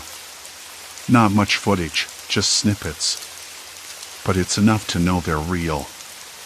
I blinked, trying to push back the growing fog in my mind. Where? An abandoned warehouse on the edge of town. It's a stretch, but it's the only spot that keeps showing up in these weird sightings. She glanced at me, a flicker of urgency behind her tired eyes. If we can get there before the storm gets worse, maybe we can see for ourselves. I hesitated. The snow had already started to pile up in thick, uneven layers on the ground. The roads were disappearing fast. The idea of wandering into the storm felt like stepping off a cliff with no promise of a net. But something inside me, maybe stubbornness, maybe desperation, pushed me forward. Let's do it, I said finally, voice steady despite the tremor in my chest. Claire nodded, pulling her coat tighter around her. We moved fast. No stopping. We shoved open the heavy door of the shop where we'd been huddled moments ago, stepping into the biting air. The cold was immediate, sharp enough to bite through layers of clothing. Snowflakes melted against my face, turning to icy pinpricks on my skin. The street was barely a shadow beneath the storm's white curtain. Our footsteps crunched unevenly on the frozen pavement, and I kept glancing over my shoulder, half expecting to see figures lurking just beyond the veil of white. But there was nothing, no shapes, no movement, just a relentless roar of wind and the endless swirl of snow. "Do you really think they're out here?" I asked, voice low, almost swallowed by the noise. Claire didn't answer right away. Her eyes narrowed, scanning the shifting shapes of buildings that seemed to drift slightly out of place, as if the world itself was bending under the storm's weight. "They don't always show themselves," she said finally. "But the blizzard is their cover. They know how to use it." I swallowed hard, the metallic bitterness rising again at the back of my throat. If they're so good at hiding, how do we even know where to look? She pulled a crumpled piece of paper from her pocket, edges damp and curling. "This," she said, voice low. "An old map with markings from a local group tracking the disappearances. The warehouse is here." She tapped a spot near the river, where the city's edge blurred into frozen marshland. I looked at the map, the lines smeared by the damp, the landmarks fuzzy in the storm's distortion. The street names didn't quite match what I saw outside. A block that should have held a park was now a cluster of empty lots. A familiar diner vanished, replaced by an unmarked gray building. My stomach twisted. The world wasn't just hidden beneath the snow. It was shifting under us. I know how that sounds. I blinked, trying to steady my gaze, but the shapes around me flickered like a bad TV signal. "Are you sure this is the right way?" I asked, voice cracking. Claire's jaw tightened. "There's no other choice." We plunged forward, the wind biting through gloves and scarves. The cold was relentless, a living thing pressing against my skin, filling my lungs with icy fire. Every step felt heavier, the snow beneath us swallowing our footprints almost as soon as we made them. The city faded behind us, replaced by twisted streets I barely recognized. The blizzard peeled away the familiar, like layers of an onion revealing something rotten beneath. I kept expecting to see a face watching us from the shadows, or hear a voice whispering just out of reach. Instead, there was silence. Complete silence. That silence was worse. After what felt like hours, the warehouse appeared an enormous hulking shape, half buried in snow, windows dark and cracked. It was older than I'd imagined, the brickwork stained and crumbling. The air smelled like rust and mold, a sharp contrast to the clean, biting scent of snow outside. Claire hesitated at the rusted gate, pulling a flashlight from her bag. The beam cut a narrow path through the white, revealing twisted metal and forgotten debris. "This is it," she said. "If anyone's been caught on camera, it's here." I nodded, swallowing the lump of fear lodged in my throat. The cold made my teeth chatter. My fingers trembled as I pulled my coat tighter. We slipped inside, the door creaking on rusty hinges. The darkness swallowed us whole. The flashlight's beam danced across peeling paint, broken crates, and graffiti scrawled in hurried, uneven letters. They watch. Trust no one. The storm hides more than snow. Unease settled over me like a second skin. This place wasn't just abandoned, it felt watched. Empty, but waiting. Claire led the way, her breath visible in the cold air, footsteps echoing softly. Suddenly, the beam caught something, a flicker of movement, a shadow slipping behind a stack of crates. My heart jumped. "Did you see that?" She nodded, voice barely a whisper. "They're here. Watching." The sound of shuffling feet, faint but definitely human, echoed somewhere deeper in the warehouse. Not close. Not far. just out of sight. "We shouldn't be here," I said, voice tight. "This isn't safe." Claire shook her head. "We need to know. We can't run now." A sudden slam echoed from the far end of the building. My breath hitched. The flashlight wavered in my grip. "Who's there?" Claire called, voice steady but low. No answer. Just silence. Then, faintly, a voice cracked through the cold air, hoarse and distant. "You shouldn't have come." I swallowed hard. The words weren't shouted, but they carried weight, warning, threat, something I couldn't place. The storm outside pressed against the walls, but inside, the cold had a new edge, sharp, deliberate. Claire's eyes met mine, wide and unblinking. "We've crossed a point of no return," she said. I nodded, heart pounding like a drum in my ears. There was no turning back. The blizzard wasn't just a storm anymore. It was a trap, and we were caught inside its teeth. As we moved deeper into the warehouse, the boundaries of reality stretched thinner. The walls seemed to close in, the shadows lengthened and twisted. Somewhere beyond the white noise of the storm, something waited. And it wasn't just the cold. The shuffling sound came again, closer this time. Slow, deliberate. Somewhere between a shuffle and a crawl. My breath hitched, caught in my throat. Claire's flashlight wavered as she adjusted her grip, eyes darting toward the dark corners beyond the crates. I pulled my coat tighter, the cold biting through the fabric despite the layers beneath. The warehouse smelled of mildew and rust, the damp earth beneath our boots sucking away warmth like a living thing. "They're not just watching," Claire whispered, barely audible over the storm's furious howl outside. "They're waiting. For something."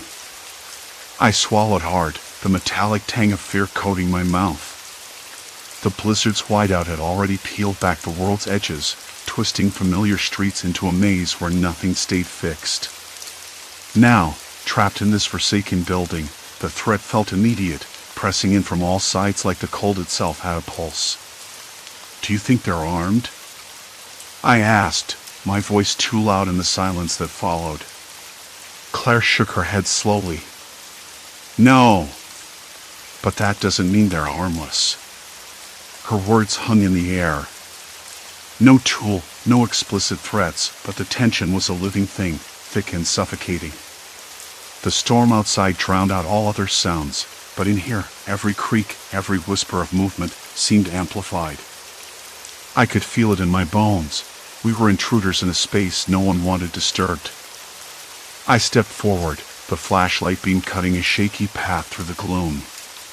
The crates loomed like silent sentinels, their rough surfaces scraped and scarred, evidence of hurried, desperate hands. A sudden clatter echoed from the far corner, metal against concrete, and I froze. Claire's breath hitched next to me. "Stay close," I said, voice rough. We moved together, slow and cautious, toward the noise. Each step felt heavier, the floor beneath slick with something damp. Water? Oil? I couldn't tell. The air was thick, oppressive, carrying a faint scent of burnt plastic and something acrid I couldn't place.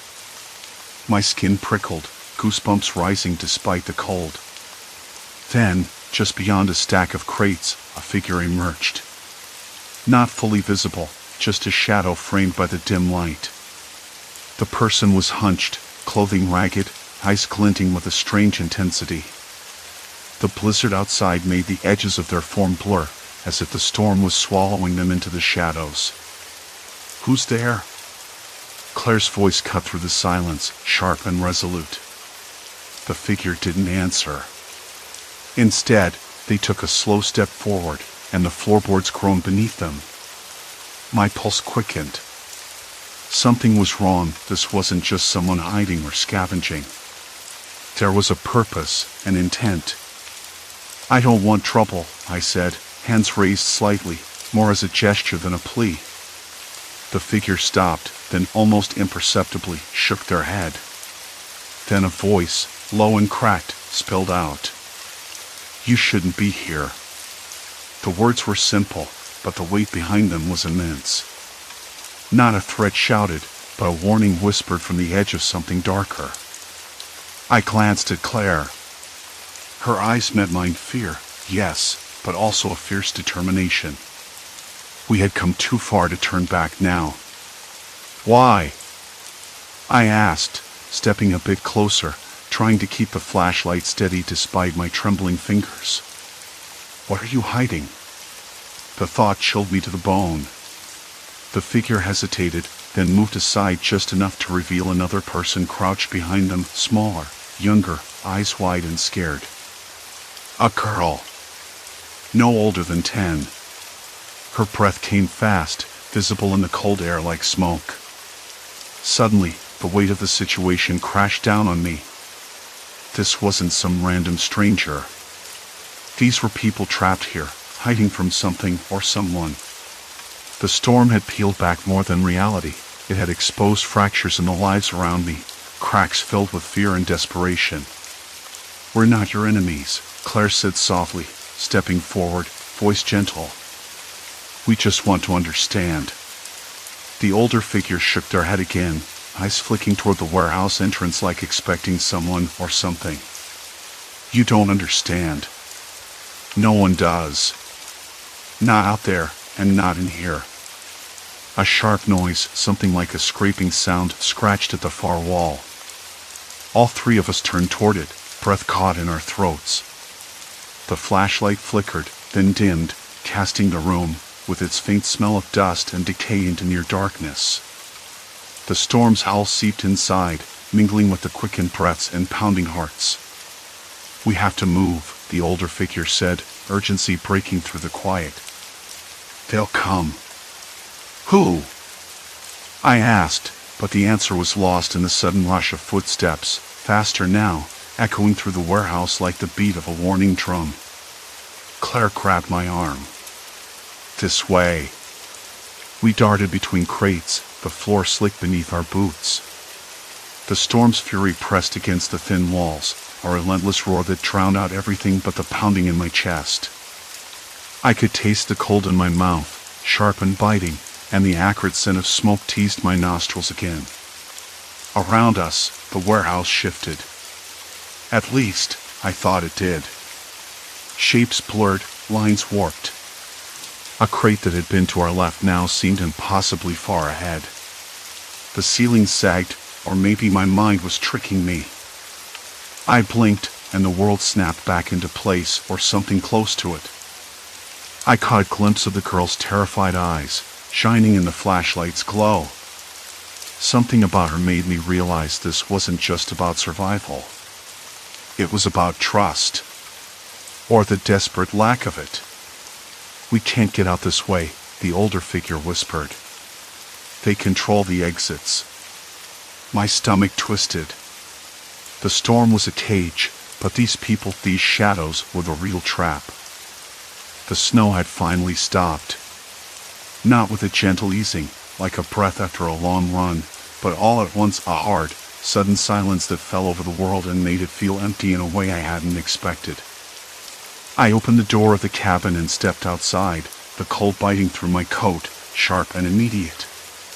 The sky was a blank sheet of gray, low and oppressive, but the wind had died. No more howling, no more the relentless hiss of powder against wood and glass.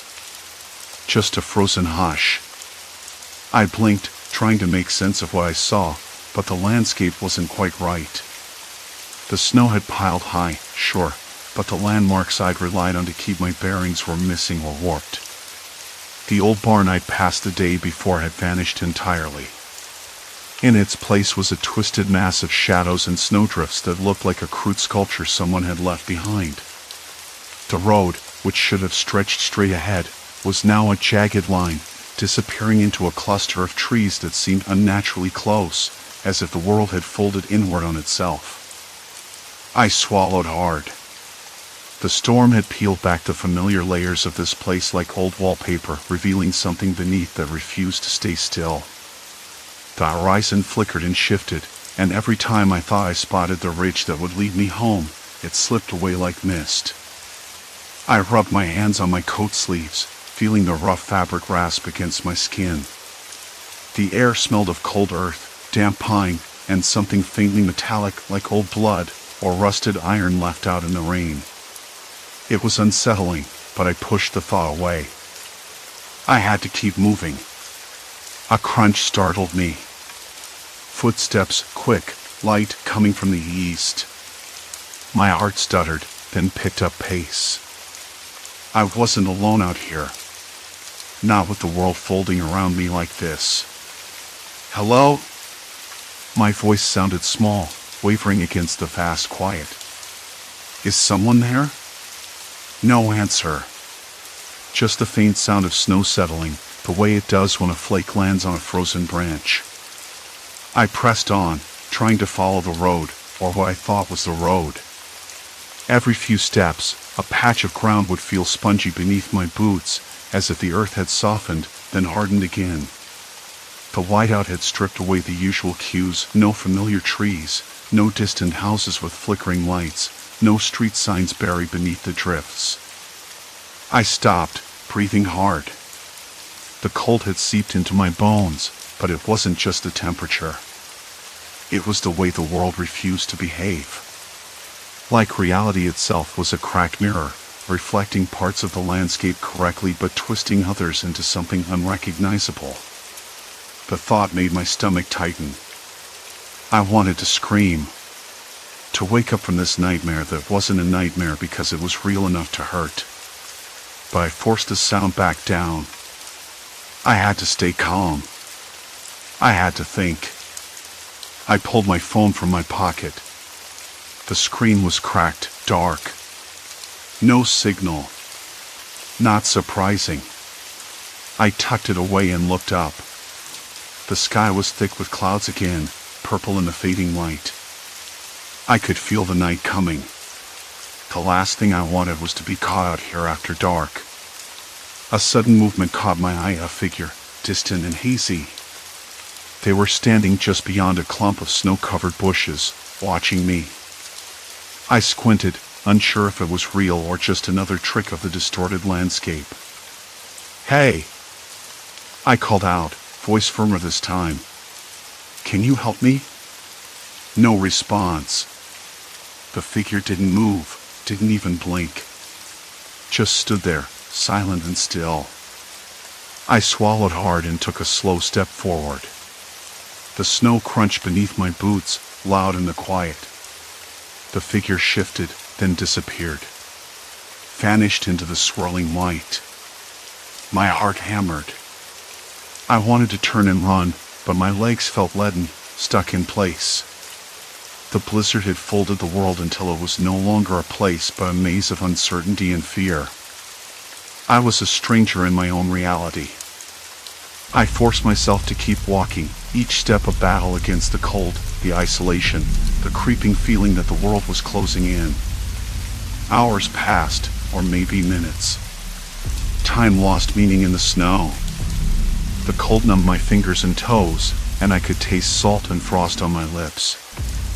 Then, through the mist, I saw it again, a faint glow, soft and warm, like a candle flickering in a window. My breath caught. A house. A real house. I stumbled toward it, hope rising in my chest. The door was cracked open, light spilling out onto the porch, illuminating the snow like a beacon. Inside, the air was thick with the scent of wood smoke and something else, cooked food, maybe stew. The warmth hit me like a wave, and I sank onto the floor, the bite of the cold retreating. A woman appeared in the doorway, her face lined and worn, eyes sharp but kind. She didn't ask questions, just handed me a blanket and a cup of something hot that burned my throat in the best way. We didn't speak much. No need. The silence was comfortable, shared. I watched the fire dance in the hearth, the shadows flickering across the walls. Outside, the storm had passed, but the world remained fragile, untrustworthy. I looked at her and realized something. The blizzard hadn't just peeled back the layers of the world, it had stripped away my illusions too. The landmarks I trusted, the sense of certainty, the safety of routine, they were all fragile. Reality was a thin skin stretched over chaos. And sometimes, the chaos showed through. But here, in this small cabin, with the warmth of a stranger and the steady crackle of the fire, I found something else. A moment of stillness. A place where the world, for a time, made sense again. I didn't know what tomorrow would bring. The snow might shift everything once more, and I might lose my way again. But for now, I was safe. I was seen. And that was enough. The woman smiled softly and said, "You're not alone. Not out here." Her words settled around me like the snow outside, quiet, insistent, real. I nodded, feeling the weight of the storm lift, if only just. The world was broken. And I was broken too. But maybe, just maybe, we could both hold on long enough to find a way back. Story 6, The Mimic's Call, Voices from the Locked Door. The first thing I noticed that morning was the smell. Not the usual antiseptic bleach that clings to hospital walls like a stubborn ghost, but something faintly metallic, almost coppery, drifting down the corridors where the janitor's mop had just been set aside. It wasn't unpleasant. Just out of place. I stood by the nurse's station, hands curled around the plastic cup of lukewarm coffee, and tried to place it. Maybe a burst pipe somewhere, or an old radiator finally giving up its rust. The clock on the wall ticked steadily, its second hand scraping the face with a soft but insistent rhythm. I worked the night shift in the hospital's psych ward. Not exactly the kind of place you'd expect to find quiet or calm, but between rounds, in those early hours, there was a brittle kind of stillness. A thin layer of exhaustion mixed with sterile air and the occasional distant beep from machines in rooms down the hall. The fluorescent lights above hummed faintly, their buzz steady and almost comforting in its predictability. I sipped my coffee again, grimaced at the taste, then set the cup down on the counter. The surface was cold and a little sticky from some earlier spill. I rubbed at it absently, watching the tiny droplets bead and spread. The ward was half empty tonight. A handful of patients, mostly stable, or at least stable enough to not require constant supervision. That didn't mean it was quiet in the way people outside the hospital might think. There's always noise if you listen close, the shuffle of shoes, muffled voices through walls, the occasional cough that sounds too sharp, too sudden. My phone buzzed in my pocket, a quick vibration that made me jump a little. Not much sleep last night. I pulled it out, expecting a text from my sister or maybe an update from the day's shift. Instead, it was an unknown number. I hesitated. Usually, I ignore calls from strangers, especially in the middle of a shift. But something about the way the screen glowed made me tap accept. "Hey, you there?" The voice was warm, familiar. Too familiar. I blinked, confused for a moment. It was Mark's voice. Mark, my best friend since college, the one who always had a joke ready even when things looked bleak. "I'm just down the hall. You got a minute?" I glanced toward the hallway leading to the patient rooms. No sign of him. He was off-site today, I was sure of it. "Mark? You sure? I thought you were off today." A pause. Then the same voice, clearer now. Yeah, changed my mind. Something's up. You better come check it out." I frowned, a cold knot tightening in my stomach. "What's up?" "Where exactly?" "Behind the supply closet door, near the east wing." "Hurry, okay?" The line went dead before I could say more. My hands trembled slightly as I shoved the phone back into my pocket. The supply closet was locked. Always locked. Only housekeeping and a few staff had keys. And Mark? He definitely didn't have one. I told myself it was a prank. A misdial, maybe. But the voice was unsettlingly perfect. My pulse quickened as I debated calling him back, but the number was already gone from the recent calls list. I took a deep breath, forcing my fingers to stop shaking. The hospital felt colder now, the lights flickering once in the corridor as I headed toward the supply closet. The metallic smell was stronger here, almost pungent. I glanced around the empty hallway, the linoleum floor shining faintly under the dim lights. No one in sight. I pressed my ear to the door. Silence. Complete silence. Then my phone buzzed again. Another call. Another unknown number. "Hey, it's Jen," the voice said, softer this time, almost hesitant. Jen, my coworker, the one who usually covered the day shift. "I left something in the break room. Can you grab it for me? Please?" I swallowed hard. Jen was off sick today. I knew that. This had to be a joke. "I'm not in the break room," I said, voice low. "Just for a second. It won't take long." The voice was exact, down to the slight catch she had when she laughed. I took a step back, heart thudding painfully against my ribs. Something wasn't right. I wanted to call the security desk, to tell someone, but who?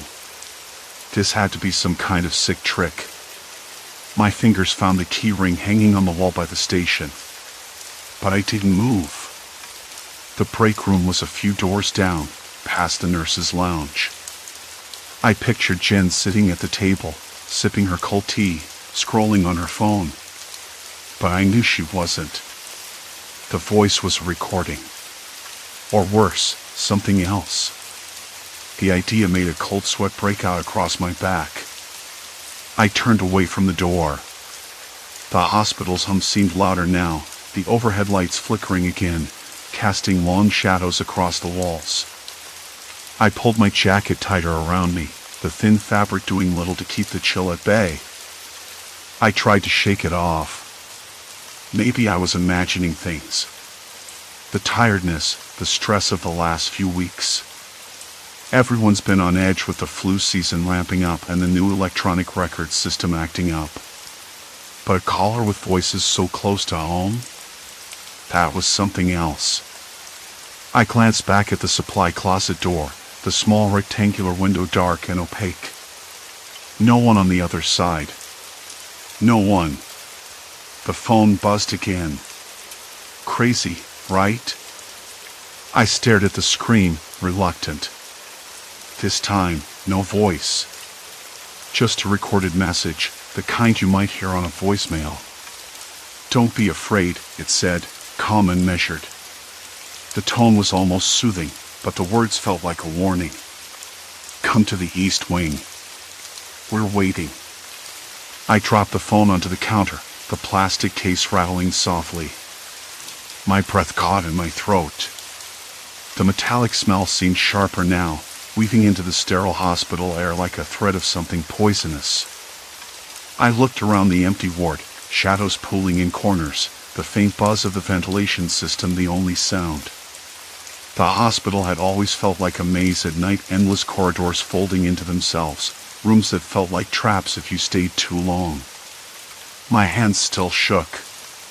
The voices on the phone replayed in my mind, too clear, too real.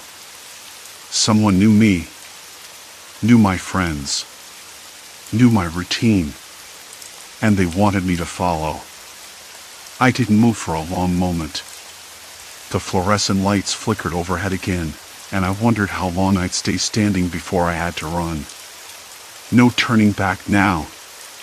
The phone lay face down on the counter, plastic slick beneath my trembling fingers. I stared at the pale walls, the flickering fluorescent lights overhead humming faintly, their inconsistent buzzing like a warning signal. The stale air pressed against my skin, colder than usual, as if the building itself was holding its breath. I wasn't going to stand frozen like this forever. Something had to be done. I grabbed my phone, fingers fumbling over the screen. No new messages, no missed calls. Just silence. I didn't want to go to the East Wing, but I knew that ignoring it wasn't an option. Not yet. Morning came with a gray drizzle washing the hospital windows. The soft patter of rain tapped against the glass, a muted percussion that somehow made the building feel even more isolated. The day shift was bustling, but I couldn't shake the weight of the night's events.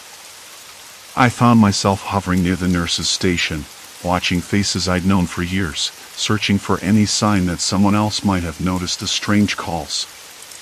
Most of the staff seemed oblivious or unwilling to talk about it. There was an unspoken rule, I realized, a kind of collective denial that hung over the hospital like a shroud. When I asked around, glancing at the flicker of uneasy glances or barely concealed sighs, it became clear nobody wanted to admit the problem out loud.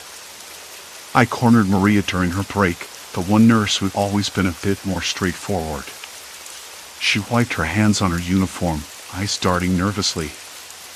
"Maria, have you heard anything strange? Calls? Voices?" She hesitated, biting her lip. "Look, I don't want to freak you out, but yeah. Some of the night staff have been complaining about weird phone calls. Sounds like, well, someone pretending to be a friend, but it's not." She glanced over her shoulder. "Hospital's on edge. No one wants to make it official. Too many questions. Do you think it's the same person? Using voice recordings or something?" Maria shrugged. "Could be. Technology's good enough now to fool you. I've heard about voice synthesis that can replicate anyone's voice, down to the tiniest inflection. Scary stuff." Her words sent a shiver down my spine. I'd suspected it, but hearing it aloud made it real. Someone was using advanced technology to trap people. And they had insider knowledge. How else could they know exactly which friends to mimic? "Have there been any incidents?" I asked quietly. She shook her head. "Not that I know of. At least, nothing confirmed. But people disappearing in locked rooms? That's the rumor." Locked rooms. The phrase echoed in my mind. I thought back to the East Wing, to the room, with its faint smell of dust and decays with keypad locks on the doors rooms patients never left once inside. I had to find out more. Later that afternoon, I slipped away from the ward and made my way to the hospital security office. The hallways smelled faintly of bleach and old paper, the linoleum floor sticky in places from hurried mopping. I pressed my ear against the door, listening. Inside, the low murmur of voices, the clatter of keyboards. A man's voice, stern, clipped, cut through the quiet. "We've had several unauthorized entries to the East Wing over the past week. Access logs don't match up with keycards." My pulse quickened. I knocked softly. The room fell silent. A woman opened the door just a crack. "Security chief," I guessed. Her eyes were sharp, tired. "Can I help you?" she asked. "I'm investigating those calls. The ones that tell you to go to locked rooms," I said carefully. "Have you noticed anything unusual?" She hesitated, then stepped aside. "Come in. But keep your voice down." Inside, the walls were lined with monitors showing grainy footage from cameras all over the hospital. I caught glimpses of empty corridors, flickering lights, the occasional nurse passing by. We've been tracking strange activity, but nothing definitive. Someone's definitely been playing with the system, voice calls, keycard hacking, even door overrides. Whoever it is knows the hospital's layout better than most of the staff. I nodded, feeling a mix of dread and resolve. "Do you have access to the call logs?" I asked. I think the caller's using synthesized voices. She pulled up a file on one of the screens. Here.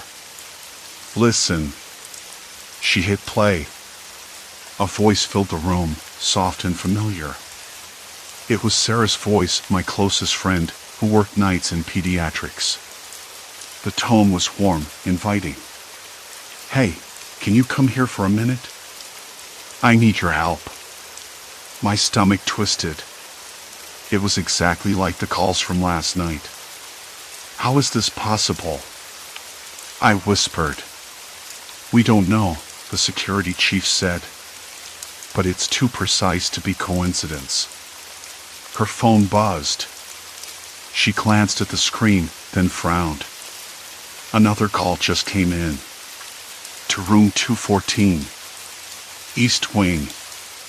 My breath caught. Room 214. That was the same hallway I'd been warned about. Can I see the footage? I asked. She nodded, pulling up cameras focused on the East Wing corridor. The screen showed an empty hallway, the flickering overhead lights casting long shadows. Then, the door to room 214 clicked open, swinging inward slowly. No one was visible. The door closed again a few moments later. The timestamp showed the event happened just minutes ago. We need to get there, I said, grabbing my jacket. She hesitated. It's risky. If this is the person behind the calls, they might still be inside. I can't just wait, I said. Someone might be trapped. The elevator ride felt endless, the soft ding of each floor echoing like a heartbeat through the cramped space. The hospital smelled different here, older, dustier, like a forgotten wing. The air was cooler, and I could hear the faint hum of machines somewhere down the hall. Room 214 loomed ahead, a pale gray door with a keypad beside it. The numbers were worn, fingerprints smudging the plastic. I reached out, my fingers trembling just a little, and pressed the code I'd overheard whispered by a nurse earlier, a code I shouldn't have known, but the hospital's secrets were leaking everywhere. The lock beeped and clicked. The door swung open. Inside, the room was empty except for a chair by the window and a small table cluttered with papers. The smell of stale coffee mixed with the hospital's antiseptic. I stepped inside slowly, ears straining for any sound. The door shut behind me with a soft thud. Silence. Complete silence. Then, a faint whisper came from the speaker on the wall. It was Sarah's voice again. Thank you for coming, it said. You're just in time. My hands clenched into fists. The voice was flawless, but it wasn't Sarah. The door's lock beeped once more. Locked. I was trapped. And whoever was out there was still waiting. The voice on the speaker didn't change, didn't waver. Sarah's voice, or an exact copy of it, echoed in the stale air of room 214. Thank you for coming. You're just in time. The words felt like a trap closing around me, thick and suffocating. I wanted to say something, anything, but my mouth was dry, my tongue heavy. The chair by the window creaked as I shifted, rubbing the rough fabric between my fingers. The smell of stale coffee and antiseptic wrapped around me like a blanket too thin to keep out the cold. Who is this? My voice broke the silence, barely above a whisper. No answer. Just that perfect imitation of Sarah's calm tone, waiting. I pressed my ear closer to the speaker, trying to catch a clue, a slip, anything that could give away the voice's origin. It was too perfect, too controlled. Not Sarah. Not even close. A memory flashed, the nurse whispering the keypad code, the way the staff avoided certain hallways, the rumors I'd heard but dismissed. Someone knew everything about this place from the inside out. Someone with access, with time and patience. I needed to get out. But the door was locked tight behind me. The keypad blinked red when I tried the code again, Whatever had let me in wasn't going to let me out so easily. My hands trembled as I pulled out my phone, fingers fumbling for the screen. No signal. Of course. The hospital's older wings were notorious for dead zones. I slid the phone back into my pocket. No one would hear me scream. Then, the speaker crackled again. Not Sarah this time. A new voice, deeper, colder, but still unmistakably human. You can't leave, and you won't. It wasn't a threat. It was a promise. I swallowed hard. My mind raced. If this was some sick game, who was playing? A patient? A staff member? Someone watching, controlling the hospital's hidden corridors and locked rooms like a puppeteer? The chair scraped against the floor as I stood, pacing the small space. I traced my fingers along the peeling paint on the walls, feeling every crack and bump. The air was colder here, like the room, with its faint smell of dust and decay, was purposely kept free of warmth. A faint buzzing began, low and insistent, from somewhere beyond the walls. Machines? Or a speaker system running somewhere else? I pressed my ear to the door, listening. The hallway was empty. No footsteps, no voices, just the distant hum of hospital life continuing without me. I tried the code again. Nothing. The lock beeped angrily, refusing. Then a new message. This time, it was David's voice, my closest friend from the hospital staff, clear, precise, and just as synthetic as the others. You're safe. Just open the door. We need to talk. David's voice, too. That was the moment the cold dread settled in my stomach. The voices were designed to lure me, each one a thread in a web. I sank back into the chair, the cold plastic biting into my skin. The voices knew my friends. They knew me. They knew the hospital. And whoever this was had access to the internal communication systems, maybe even patient records. If the hospital staff were afraid to admit what was happening, maybe it was because they were trapped, too.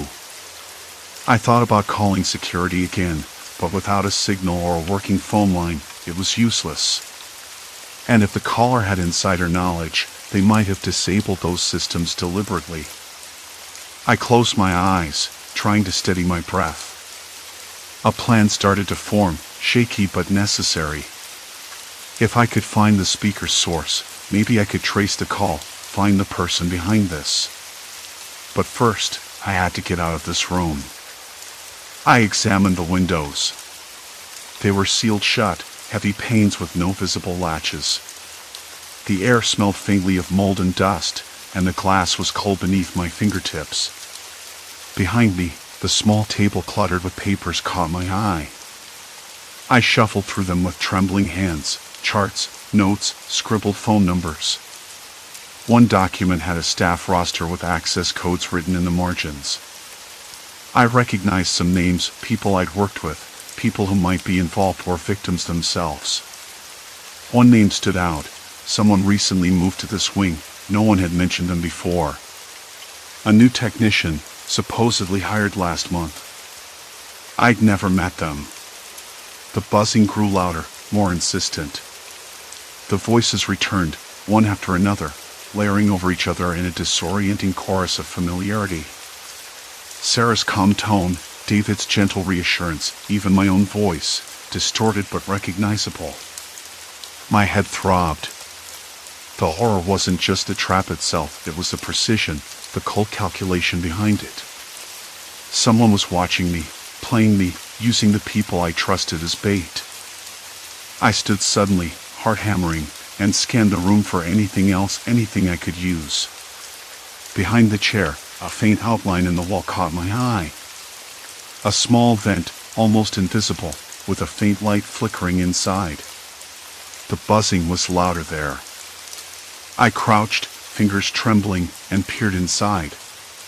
A tiny camera. I could see the lens glinting, the faint red dot pulsing. They were watching me right now. My breath hitched. The realization hit like ice water. This wasn't just a trap for patients. It was a cage for anyone who knew too much. I had no way out. No allies. Only the voices of the missing, calling me deeper into the maze. A sudden noise from the hallway, a soft click, a distant shuffle made me freeze. The door handle rattled from the outside. Not the lock. They were coming. I backed away, heart thundering. The voices on the speaker switched to a single, calm tone, eerily familiar. Good. You're still here. We need to start. The door began to open, slow and deliberate. The light from the hallway spilled in, harsh and unforgiving. There was no turning back now. The door inched open, the gap widening slowly, as if whoever was on the other side wanted me to see them before stepping in. I didn't move. Couldn't. My hands refused to steady as the voice on the speaker shifted, slipping seamlessly into one I knew too well. You're still here. Good. We need to start. It was Sarah's voice, soft, patient, exactly how she sounded when she wanted to calm me down. But it wasn't Sarah. Not really. I swallowed, dry and bitter. The door pushed open another inch, then stopped. No footsteps. No shadow. Just that quiet, mechanical creak of the hinges. I forced my gaze away from the opening and crouched behind the chair again, heart hammering so loud I was certain it would betray me. I could see the camera lens inside the vent, the tiny red dot pulsing like a heartbeat. They were watching. Waiting. Why are you doing this? I whispered to the emptiness. My voice cracked, and the room swallowed it whole. The speaker crackled, then came the voice again, low, measured, unmistakably mine this time. Because you asked questions. Because you saw too much. That voice was not coming from a person, but from a machine that had learned me. Learned all of us. I pressed my back against the wall, the rough plaster biting into my skin through my thin shirt. The cold from the floor seeped up my legs. Panic was a slow burn now, not the sudden flare it had been before. This was calculated. Precise. They had planned this. The door moved again. A shadow appeared, slipping through the threshold just enough to see a pair of shoes, plain black sneakers, worn at the edges. No uniform. No badge. Just someone who knew the hospital well enough to avoid detection. I didn't have time to think. I didn't want to. I slipped out from behind the chair, every step deliberate, silent. The room was small, windowless, with that faint buzzing from the vent in the corner. A thin layer of dust covered the surfaces, untouched for who knew how long. The air tasted stale, like the room had been sealed off for years. The shoes were moving down the hallway. I followed, keeping to the shadows, ears straining for any hint of a voice or movement. The hospital was eerily quiet, the usual hum of night shift chatter replaced by an oppressive stillness. Somewhere in the distance, a machine beeped softly, steady and unchanging. I rounded a corner, heart slamming against my ribs. A door at the end of the hall locked, like all the others, but this one had a small keypad beside it. Whoever walked ahead paused, fingers flying over the numbers. The door clicked open. I hesitated. The voice on the speaker had said, "We need to start." What was about to begin? A flicker of doubt hit me. Maybe I should turn back. Maybe I should run. But the thought of going back to that small room with the camera in the vent felt like surrender. I swallowed the lump in my throat and edged closer. Inside was a narrow, dim space lined with filing cabinets and tangled wires. The air smelled of burnt plastic and mildew. A low hum came from a box in the corner, an old server, maybe? The shoes entered, and I caught the faintest glimpse of a hand pulling out a folder from the cabinet. I recognized the label, Patient Records, Confidential. My breath hitched. This wasn't random. Someone was digging through files, secret files. The same files that would explain who was behind the calls, the voice mimicry, the traps. Looking for something? I said, voice low but firm. The figure froze. Slowly turned. A man. Mid-30s. Clean-shaven, eyes sharp and cold. He smiled too quickly, too smoothly. You shouldn't be here, he said, voice calm but with an edge that made my skin crawl. Neither should you, I shot back, stepping out of the shadows. Who are you? What is this? He laughed, a soft sound that didn't reach his eyes. You've been asking the wrong questions, and now you're getting answers. But not the kind you want. I felt my knees weaken. Why mimic voices? Why trap people? He shrugged, as if it were the most natural thing in the world. Control. Information. Fear. It's all connected. We have access to the hospital system's patient data, staff schedules, even voice patterns. It's not magic. It's technology, and you're standing in the middle of it. I ran my fingers through my hair, trying to make sense of it all. Who is we? His eyes narrowed. That's not your concern. What matters is that we keep things quiet. People like you, curious, nosy, disrupt the balance. You're a threat. The veins in my neck throbbed. I'm not afraid of you. He smiled again, slower this time. You should be. A sudden noise echoed down the corridor, a distant shout, muffled but urgent. The man's face tightened. They're coming, he said, nodding toward the door. You don't want to be here when they arrive. Who? I asked, but he was already moving toward the exit, leaving the folder behind. I grabbed it, heart racing. The papers inside were marked with patient names, dates, notes and handwriting that looked familiar, mine included. The more I flipped through, the clearer it became. This wasn't just about trapping patients. It was about controlling them, manipulating their treatment, silencing those who might expose the truth. Suddenly, the door slammed shut behind me. I spun around, keys rattling in the lock. The man's voice came through the speaker again, distorted but chilling. You're in too deep now. No one's coming to save you. I pressed my hands against the door, the cold metal biting into my palms. My breath came out in ragged bursts. The folder slipped from my fingers, pages scattering across the floor like fallen leaves. Silence. Complete silence. Then, from the speaker, a new voice, soft, familiar, but twisted. Come find me, if you want to live. My heart lurched.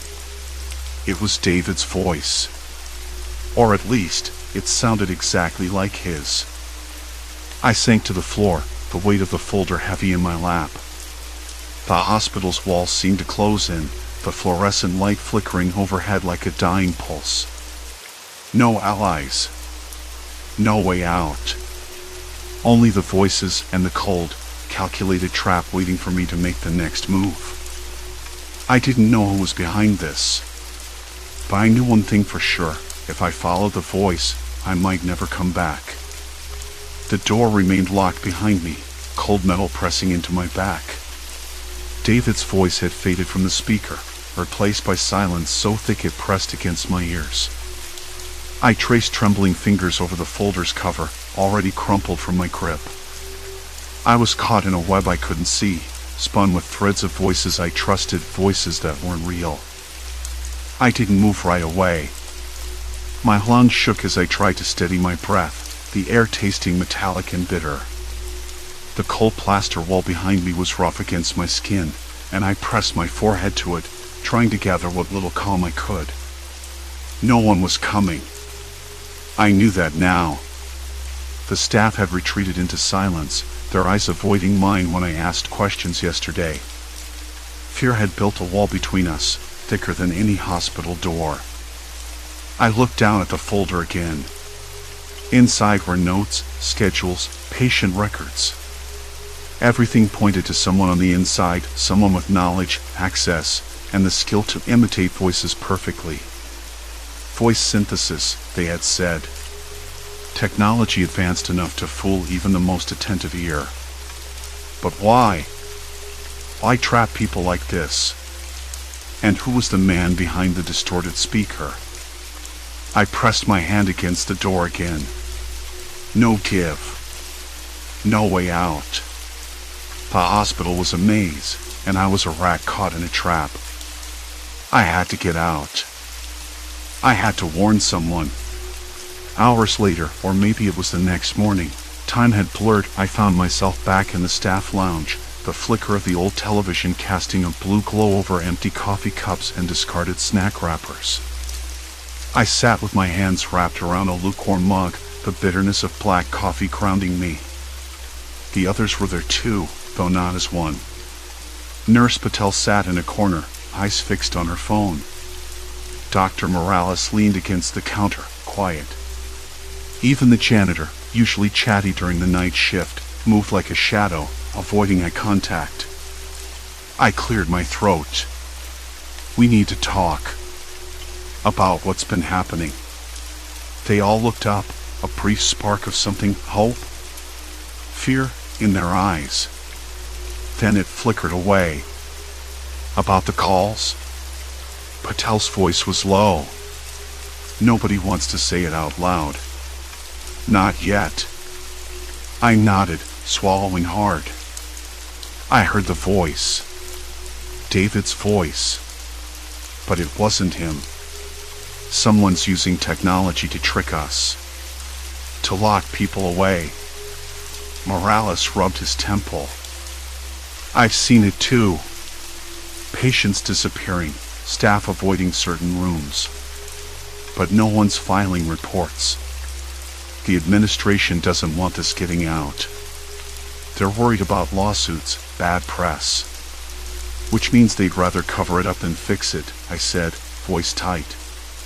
But that just lets whoever this is keep going. There was silence. The kind that presses into your skin, thick and suffocating. Then Patel leaned forward, voice barely a whisper. There's more. The recordings, they're not just voices. They're tailored. Whoever this is, they know us. Our schedules, our quirks, even our relationships. I swallowed again, the weight of it settling like sediment in my chest. So it's someone who's been here a long time. Someone watching. Morales nodded slowly. Which means we're all at risk. The days that followed were a haze of whispered conversations and furtive glances. I found myself double-checking my phone, listening for the faintest hint of a familiar voice. Every call that came through made my skin crawl. One afternoon, Patel slipped a small USB drive into my hand. I hacked into the security logs, she said. Got footage from last week. Look at this. In the dim light of the break room, we watched grainy video of a figure moving through the halls, stopping at locked doors, tapping on panels, waiting. The figure was cloaked in a janitor's uniform, blending in with the night shift, unnoticed. It's him, I whispered. The man on the speaker. Patel nodded. And there's something else. The call records. They all come from an internal line. Someone's manipulating the hospital's own system. I clenched my fists. We have to tell someone. We tried, Morales said, voice hollow.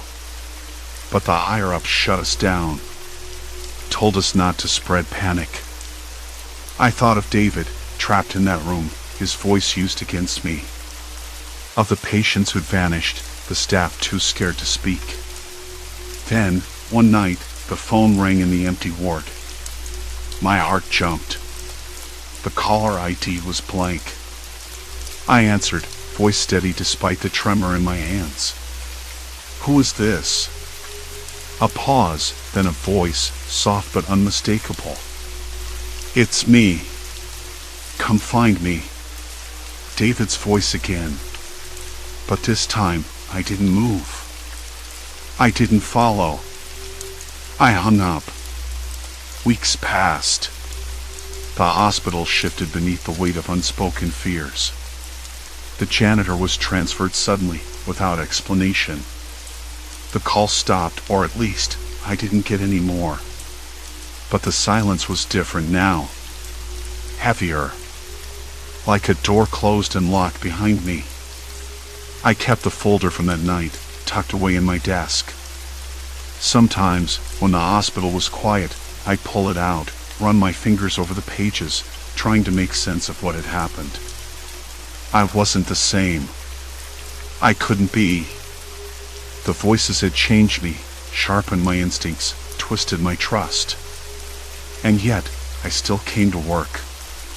Still wore the same ID badge. Still walked these halls that had become both a refuge and a prison. I know the truth now. Some threats aren't visible. They don't leave marks or scars. They live in shadows, in whispers, in the spaces between the voices you trust. The hospital is full of them. And so am I. Sometimes, late at night, when the building is still and the lights flicker just so, I think I hear a voice calling my name. But I don't answer. Because some doors, once closed, should never be opened again.